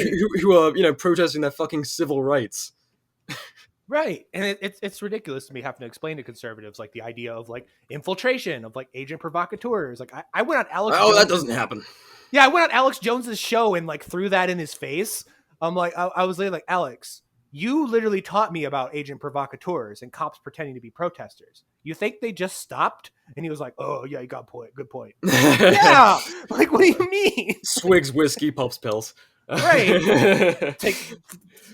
Moves water filter closer in front of the camera. But, yeah. And I even got to the point where I got Jafari Jones, which is like the coolest BLM organizer ever. Jafari's the shit. He runs BLM 757 out of Virginia. He went on InfoWars, and then the next day I brought a Rose City Antifa person onto InfoWars, and like we all like talked and like had a moment, and that's when I started getting like hate mail of like kill yourself, homo, and everything. So that was fun. But yeah, like it's ridiculous that people have such short memories, and I guess that's like a thing in the Boogaloo that I do like, is everyone I talk to, they start listing out all this shit, and because we actually like understand. I don't know. Once you've dealt with this shit and you've watched it for a long enough time, you understand. And to get into the kind of anarchist unity, anarchist without objective stuff, you get a certain clarity once you. All right, so I'll lay down the process. You go in angry. You kind of like calm down a little bit after a long time of being angry, and you're like, okay, that was ineffective. And then from there, eventually you become a little bit jaded, and then that's when the clarity kicks in. For anyone who's like going through this process, it's like the stages of grief, but with radicalism. I literally directly labeled what this is called. You'll like this. It's post-nut anarchism. Clarity. Yeah, seriously. By the way, that was the last thing I tweeted to Twitter before I got the text that my house had been raided. So I literally posted on Twitter. I'm like, for the love of God, do not let the last thing I tweeted be post-nut anarchism. I'll be so mad. That'd be awesome.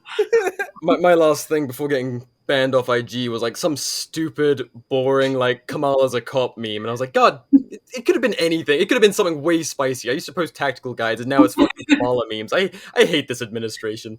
But mine was the drive-by telling a cop to get a job. I don't know if you've seen all the things I've ever said. I don't know if you guys know of Unicorn Daddy, also known as yes. Oh yeah. The best. I'd recognize that black ass anyway. Yes, the best account on Twitter. He's gonna do the whole thing where he's gonna put up a booth in front of his local police station. That Changed my mind. Police changed my mind. Like, yeah. What you guys were saying earlier, we've mentioned it on previous podcasts, but like was this entire report released about how hard it is to infiltrate anarchist groups because of like how nerdy they are, and it's just kind of like what you were saying. It's like it's really hard. Like our memories go way back. I report. Replicate that. I cite that report all the time because it's so funny to me. It was at 1996, I think, somewhere around there. FBI domestic terror report where they're like, we have found it extremely difficult to infiltrate anarchist groups due to the number of references and obscure literature required to blend in. Yeah, exactly. It's like, yeah, it's fucking real. You have to know the nomenclature, the in-jokes, the nerdy shit. Whenever I start posting Sterner memes, every Fed's like, what? My friend Steffi says we're uniquely obsessed, which is a really nice way to say autistic. the politically correct term for autistic, uniquely obsessed. Tactical autism division. But yeah, I definitely seeing like a spread of anarchism without adjectives, which is another thing of like, I do say that I hate being forced into the public eye or being forced to be like this weird pseudo spokes, whatever the fuck you want to call me. But the positive thing is I've got to like scream obscure anarchist literature at people, particularly Voltairine de Cleyre, which is my favorite anarchist, and her whole thing is anarchism without adjectives.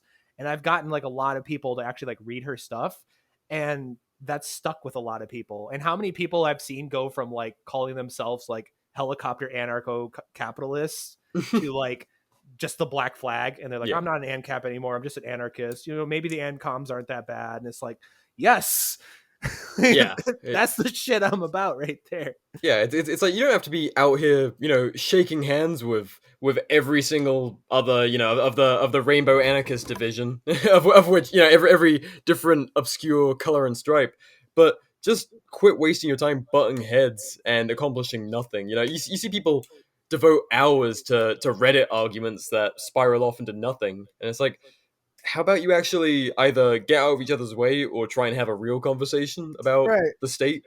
And that's how I feel. That's how I feel as a mutualist, because I'm technically a left-wing anarchist. I'm a mutualist, and mutualism is all just like, hey, everybody's cool. And it's just like everyone's like, it's the Community meme where he walks in with the pizza and everyone's fucking like on fire, like punching each other. It's like, that's mutualism, and yeah, it's just funny to me that I'm seeing more and more people kind of embrace it, and like. The biggest criticism of me from the left is that I'm trying to infiltrate the left.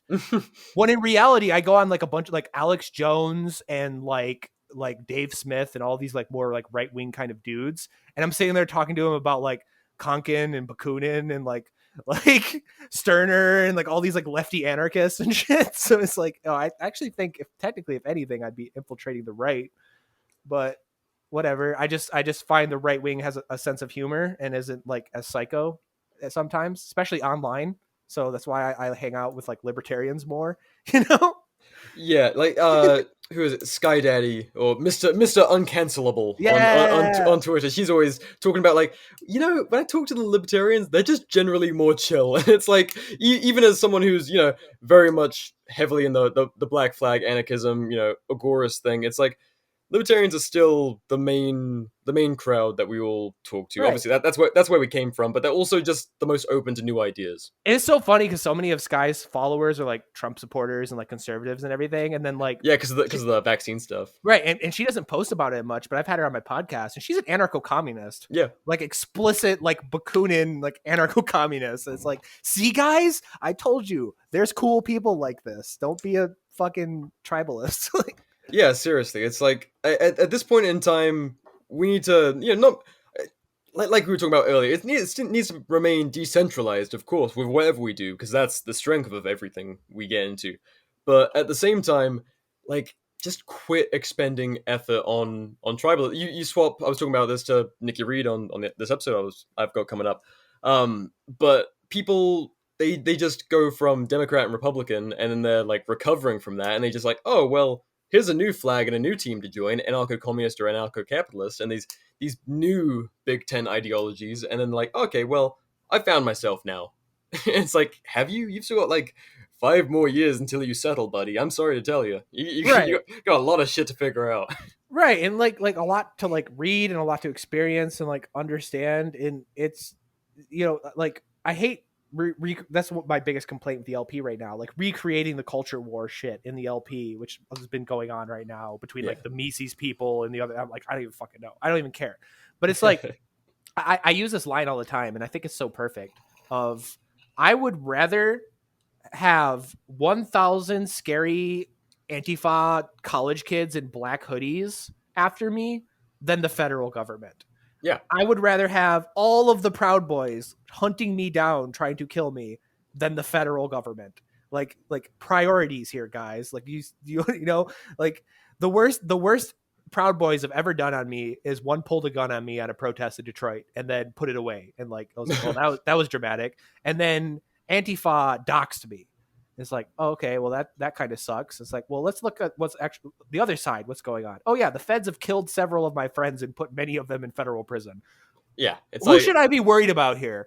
Like, do you want the established warlord that the masses trust, or the obvious warlord that is clearly a fucking violent psycho and can be pointed at and dismissed? Right, like it's ridiculous to me. Of like, I really do feel like the Proud Boys on the left and Antifa on the right have been so overly dramatized of how much of a threat, quote unquote, they are, and it's absurd to me. Like, especially like us in the gun community and everything. When we see these people, we're like, okay, yeah, why do you want to talk about street brawlers? That's fucking boring. I don't vote anyway. Right? Yeah, like what? whatever. It's so ridiculous. And obviously, like, people try to tie the movement to January 6th, and it's like, I got in an argument with someone just yesterday. I'm like, did you see a single Hawaiian shirt there? Well, did you see, like, I think the final count was like 6 guns on those who were arrested. It's like, and then most of the plate carriers were empty, if not, like, just shitty Chinese airsoft stuff. Right. And they it's like, love their airsoft plate. Yeah, the mega crowd wouldn't know good tactical gear if it was, well, strapped to them. Yeah, seriously, yeah. They couldn't tell a fucking difference.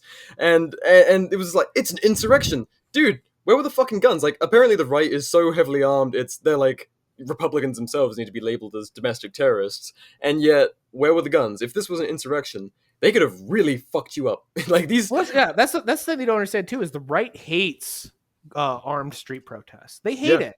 Yeah. Like they throw a bigger fit about it than the left does. There was that whole Vice documentary where it covered the Boogaloo, and they interviewed like some old gun owners in the area, and they're like, well, it's not about having these like Gucci semi-autos that nobody needs and walking around threatening people. All I need is my bolt action hunting rifle. And it's like, yeah, that's the right.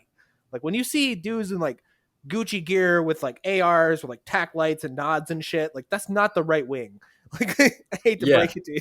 Like, the only reason I ever considered myself conservative, I was always like gun rights first and foremost, and I always felt it was like fucking silly. I had to turn to British conservatism to be like, are you guys on my side? Of course they're fucking not. They just want their shotguns for fox hunting, and that's about where it ends. And it's really not that fucking different over here. Does anyone see a Republican get into office and really work their ass off to defend your right to resist them if they put the boot on you a little bit too hard? The primary group that was protesting constitutional carry in Texas was the fucking cops. Oh, and it was also concealed carry, like, instructors, all these old fuds, like, well, it was the NRA and cops. Like, yeah, we need to be to train these guys and to check them out and make sure they're not, crazy or anything. It's like, dude, if a crazy guy wants to stuff a fucking gun in his pants and walk around, he's gonna do that anyway. So especially with 3D printing, and like, this is a little bit of a side tangent, but I'll be quick about it. The European like smug thing of like, oh, we don't got guns over here and we don't have any problems. 3D printing screwing that up really bad, and nobody's talking about it. That's the thing, is like, none of the gun channels are talking about it. Nobody really big in the 2A community is talking about it. But if you go online and you just Google 3D printed guns London, 3D printed guns Paris, 3D printed guns Germany, you'll see tons of articles of the cops have no idea what to do because there's just a bunch of people running around with 3D printed guns now. And it's like, whoop, you guys lost. Like, your big smug satisfaction of like, oh, well, we took all the guns away and we're great. It's like, not anymore. Yeah, I think that's starting to change. You're probably familiar with like Iraq veteran 88. Yeah. So our friend Carrie Sloan of We the Female, she's been slipping some radical stuff his way, and if you follow him on Twitter, the other day he said something about the gun rights community needs to get behind. Well, I forget the exact quote, but something basically in favor of legalizing pot for gun owners. I was like, wow, that's a big fucking move, and he's got a massive audience, and I really think that's going to be the way things start to shift, where it's like, all right, well, all these fuds are fucking dying. Who's our audience now? It's people who are much more libertarian than their dads and grandpas were. So where's the movement now? Absolutely fucking psychotic autistic Boog boys. That's your audience now. The gun community is going to get so much more interesting in the next 15-20 years. And well, after High Point actually released the Yeet cannon, I was like, we're the people now. Look at me, I'm in charge now. Right, but yeah, like, so that's the whole thing going on with Johnny Hurley. Oh god, I just broke a bunch of shit. Never mind. So yeah, that's the whole thing going on with Johnny Hurley. That's the whole thing going on. So what day is that, and what do people need to know to attend that? So it is put on by a bunch of anarchists. So it's literally come however you want. You want to go armed, you don't want to go armed. Like, has there been any talk about people showing up like armed with kit? Yeah, there's tons, because people keep asking, and the guy who's putting it on is like, we're anarchists. Yeah. Show up however you want. It's like, so There'll probably be open carry. I know there's going to be a couple Boogs that are there, so they're definitely going to be like in full aloha with everything going on. Probably And some FUDs like open carrying. Yeah, and then obviously just like a bunch of normal people. But then the actual date, I'm just make sure I pulled it up because they did switch the date. Okay, it's going to be on July 10th at 10 a.m. at the Arvada Police Department, like headquarters, like City Hall, because it's City Hall, the jail, and the police department. Because small town, they just do it. It's going to be right outside that 10 a.m. It should go on for a couple hours. I don't know if anybody's speaking or anything, but it'll probably happen. And essentially, just going to raise hell and terrify this local police department to show them who exactly they stepped in on this. So I love it.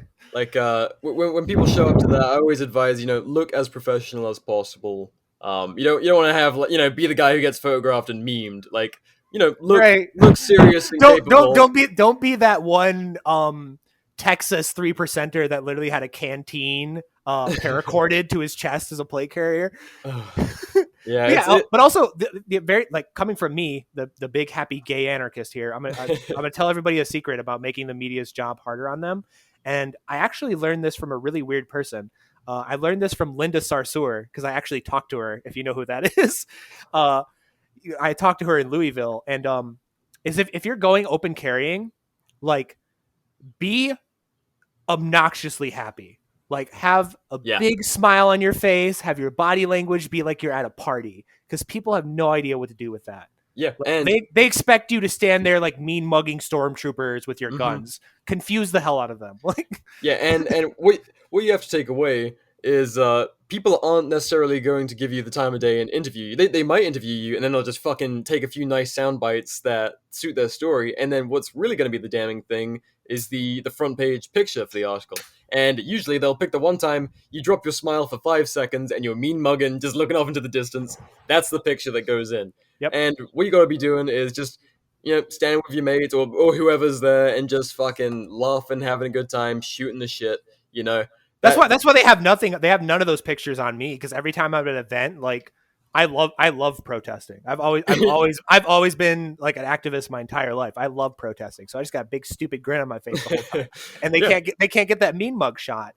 And to the media thing, like if you are not extremely confident that you can kind of do this very intricate dance where you're very aware of what you're saying and you only answer questions a very specific way, and you're like hyper aware of how you're talking, don't get in front of a camera. Just don't, because if a single slip up, a single like anything, you use any single bad word. Like the example I always use is like a journalist walks up there and like, are you going to use that gun to get into a firefight with the cops? And you go, oh yeah, no, we're not out here to be like, oh yeah, we're here to shoot cops. They'll immediately cut out the rest of it, and it'll just be, we're here to shoot cops. So you have to be super aware of the words you're using and how you're conducting yourself. So if you're not confident in that, then just be like, I'm not talking to the press. Yeah. And if they ask your name, you can just say, my name's Duncan Lemp, because we love doing that. Of like this poor reporter in Detroit walked up to me and he's like, hey, what's your name? I'm like, Duncan Lemp. And he's like, yeah, you're the 17th one. I think exactly.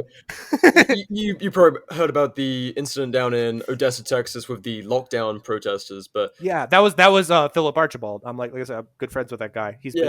He's in prison now, but yeah, we had them on the show like a while back, shortly after that happened, and they were saying as they were being arrested, what's your name? Duncan Lemp. Oh, you too? Right. Like, yeah, buddy. Guess who made us say that name? Fucking you guys. Which I got it. I actually got it trending on Twitter 2 nights ago of essentially just blowing up the Montgomery County Police Department. I saw that. It's like, hey, we didn't forget about you.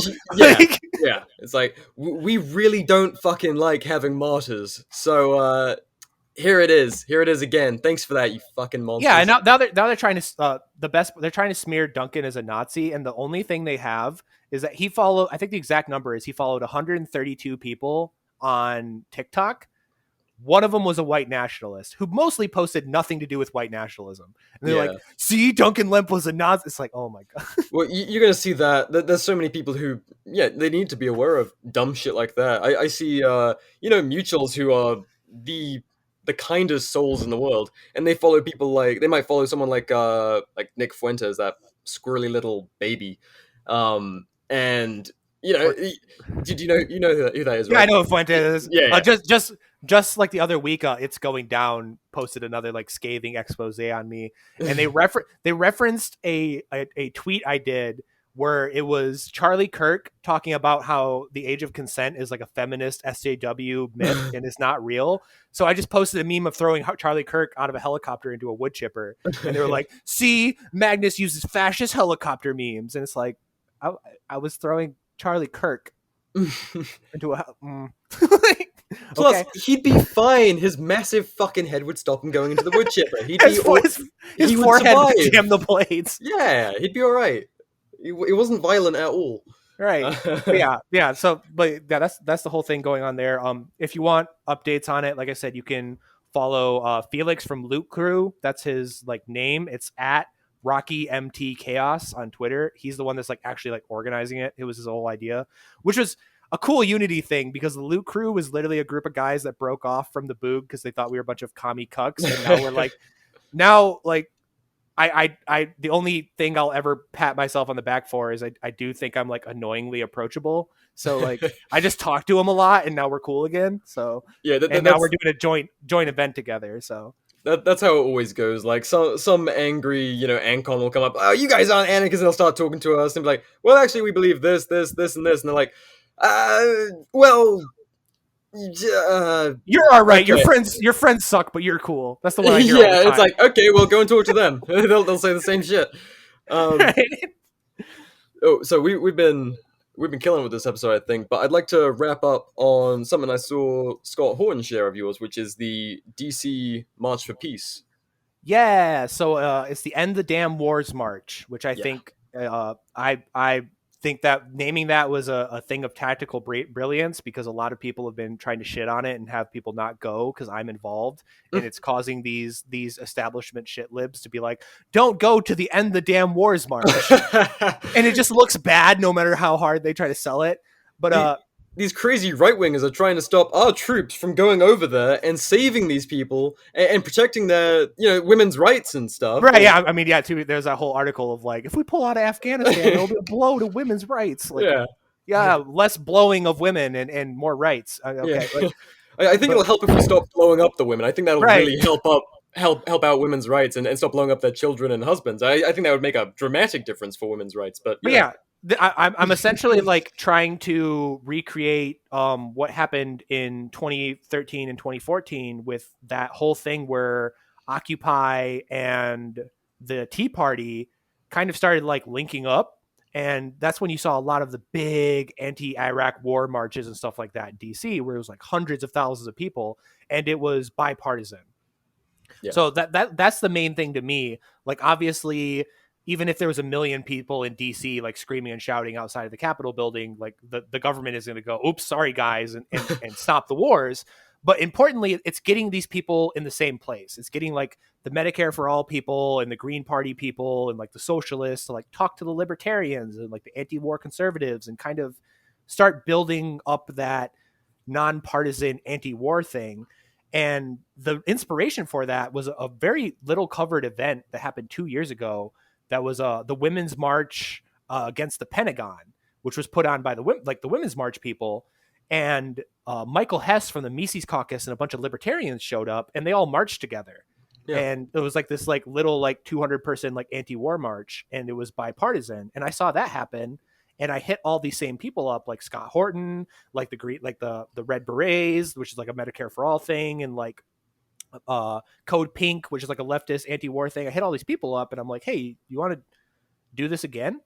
And at first people were like, maybe, sure. And then yesterday Biden like drone strike Iraq and Syria, and then ever since then people be like, oh yeah, sure, we'll show up. So, hey, like we're pulling out in September, man. It's all good. Even though that was a fucking I won't go into that too much, but that was such a bullshit thing, changing the pullout date. Right. That was so bullshit. And I will mention that it's already backfired really quick. The Afghan National Guard is just getting absolutely fucked by the Taliban right now, because the Taliban are a little mad that we didn't pull out when we promised we would. And no one in the media is really talking about the fact that that's blown up on Biden. But that's also why we picked September 11th, because that's supposed to be the day we pull out. And I also think it's like the 20th anniversary. Oh, I forget of September 11th. Yeah. So, I mean, 2021. Yeah, so it's 20th anniversary of September 11th. So there's a bunch of symbology there, and we're just trying to get all these people together to scream and shout about this, and trying to use like the idea of the Boogaloo, because like the movement in general obviously was gun rights and police, anti-federal kind of thing, and taking that unity kind of idea we all had in the Boogaloo movement and being like, hey, why don't we expand this to like anti-war, into like drug policy and all this stuff, and like get these groups that we've been getting to work together to like start having unified attacks on stuff. I always bring it up, but I think it was Minnesota or Idaho, one or the other. The local Proud Boys chapter and the local BLM organization had a joint march to end the drug war, and like nobody talked about it.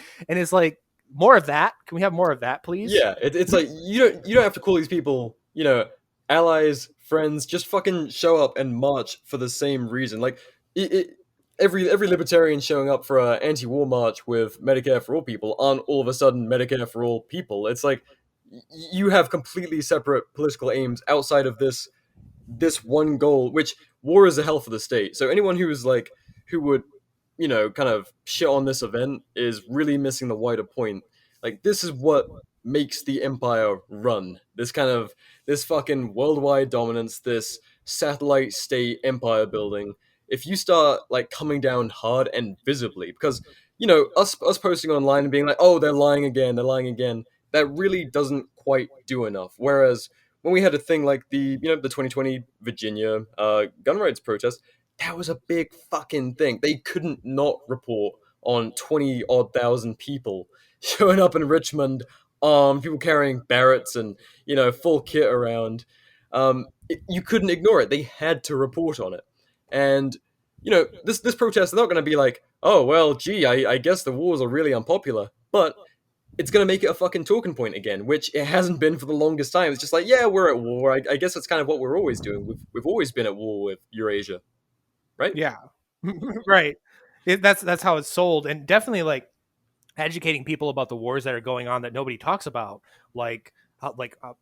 Somalia, Sudan, like Yemen being the big one of like what the awful shit that's going on in Yemen that our fingerprints are all over. And nobody talks about like the actual genocide going on against the Yemeni right now by the Saudis with our weapons and planes with air cover from the United States military. Like, nobody's talking about that. Yep. Our proxy wars. Yeah. The whole thing in Ukraine that's going on that like nobody's really talking about. Like there's so much that the average normie that only consumes like CNN or mainstream media doesn't even understand what's like the depth and scope of like how much bullshit we're involved in. Yeah, like I've got mates who are still in the military, both in the US and UK, and all the time I'll be like, oh yeah, what are you up to these days, mate? Like, where are you? Like, oh, I can't tell you. I'm like, is it a country I know we're in? Maybe. It's like, okay. Yeah, I have a friend that's deploying to Africa. Yeah, as a Marine, and it's like, why are we in Africa? And he's like, I don't know. I'm just following orders. Like, oh yeah, good. I'm just getting the paycheck, buddy. It's like, shit, dude. Like, it's crazy. So yeah. just raising awareness of that, and then all the people I'm putting it on with are the Julian Assange left wing people that are like the Julian Assange movement. That's all like a bunch of lefties and everything. So they're obviously way more like woke to a lot of this bullshit, which is why they were the first people to kind of take me in, and they're going to obviously have lots to talk about with like what's going on with Assange and like how if you're a military whistleblower, you're fucked. Like, yeah, you're a war criminal in the U.S. government's eyes somehow. Yeah, and like to that, because I bet a lot of people that listen to this are military people. They've been targeting military meme accounts on Facebook and Twitter and Instagram and taking them down, specifically ones that have broke prominent whistleblowing, like have platformed prominent whistleblowers from within the Army. Like the dude who blew the whistle that in Fort Polk during the blizzard, they were having guys running drills out there. And if they like came to barracks to like report that they were injured and had frostbite, they would be written up. and like literally given like a fucking citation. So a whole bunch of dudes just sat out in the middle of a blizzard in Texas and got frostbite. The account that the like I think like the sergeant and like major people in that unit came and talked about that going on that got banned. So it's like, holy shit. Yeah, they are really trying to clamp down on what remains of their military, and police and military recruitment is in the shitter, and it's about time that this anti-war movement was properly revived, and it wasn't just this this one faction bitching in the corner of the internet. It's time to do something visible. So that's the goal. Yeah, it was really cool to see that something was coming together. And so September 11th, what are the rest of the details? What should people know if they want to turn up for that? Yeah, so it's gonna be September 11th. We're gonna announce the the specific locations, whatever, but it's gonna essentially be on the Capitol lawn, like as close as we can get without having MRAPs fire at us or some crazy shit. And it's gonna be at noon, and then it depends on how good the event goes. Like if we have like fucking 7,000-8,000 people there, we're gonna add on that we're going to do a march to the Pentagon, and then we're going to bail from there. And Scott Horton from antiwar.com already said he would show up and speak. There's a bunch of like lefty organizations that said they were going to show up, and then we're just continually reaching upwards. Like every big name we get, we tell them like, hey, hit up all your friends and tell them to show up as well. Because the major thing to me, and being an on the ground activist, the thing I call it the most is like Jimmy Dore and Dave Smith and Crowder and like all these like really big like internet personalities that say they're anti-war. They could show up to this protest with a sign that just says, I like mayonnaise, and like 200 people would show up just to see them. So it's like, mobilize your audience, like show up on the ground to this. Like I want all of these big people that go on and on about how anti-war they are. It's like, well, if you're anti-war, like show up, because people will come here just because you're here, and that will be helpful. So I'm kind of, it's half protest. Well, sorry, like it's like 1/3 protest, 1/3 like just to get everyone to have like a moment of unity, and then like 1/3 like a call out to the establishment and a lot of like these popular figures in culture of like, if you come out against this, it proves you're an asshole. If you don't show up to it, it proves you're kind of like just performative and shit posting, and you don't actually mean any of this. So like, money where your mouth is. Let's go. Yeah. Who wants to bet that there's going to be some heavier clampdowns right around September in DC? For either it'll be some kind of Delta variant push, or it'll be some like, oh, well, there's a right-wing protest group coming to DC, so we're going to further militarize this. Right. And I mean, heck, my door got kicked in literally 24 hours after I announced the march. So that was the thing that happened. Yeah, that's an odd thing to end the show with. Are you able to talk about that on air at all? I mean, I don't have any information right now. Okay. All I know is that they were in my house for 12 minutes. They broke my front door and my screen door, and that the local police, the local sheriff, and the local state troopers all say that it wasn't them. So kind of like the Portland alien feds just popping up. Right, yeah, pretty much. So I don't know who it was. I have a lawyer on it. He's digging around, and if it comes to it, like subpoenaing people, it's a little difficult because I live in a real remote area. So like, there isn't like street cams or whatever to easily pick up on it. But I'm having him like tear heaven and earth to try to figure out. Yeah, hopefully some freedom of information might be able to dig into that. Fuck knows, really. When you rely on freedom of information, it's kind of like I guess we're just hoping for the best, But pretty much. So yeah, we're gonna see what happens. Yeah. And beyond that, I don't know. All right. Well, that was a fucking lot. We're about to hit the 2-hour mark, but I think I think we crammed a lot of goodness into one episode. Though, I always get excited when I talk to people that actually know this shit, because like every other podcast I go on, I have to explain like the 2 years of Boog lore to people so they understand what the fuck I'm talking about. To where like not on this show. We get right to the good shit. We already got the background, we got the context. Let's go. Call Hess. I appreciated it. It was a lot of fun, man. So thank you for coming on. Heck yeah. All right. Where can we find you? Okay, so I'm on YouTube, Magnus Panvidya, and then Twitter, obviously Panvidya Magnus, because my first account got banned right before I hit 10K followers. Always the game. Thank you. And then obviously I have like a Patreon and all that like e-begging bullshit, which I won't. If you're really interested, you can find it. I'm not gonna put it out there. And that's pretty much it. I'm on my podcast is also on Spotify and Castbox, and that's the Unity or Death podcast, which is fun. And tomorrow's podcast is literally going to be this again, where we're talking about like Johnny Hurley and everything with the organizers and all that. So that'll be cool. Good stuff. All right. Awesome. Thank you for listening, everyone, and we'll see you next time.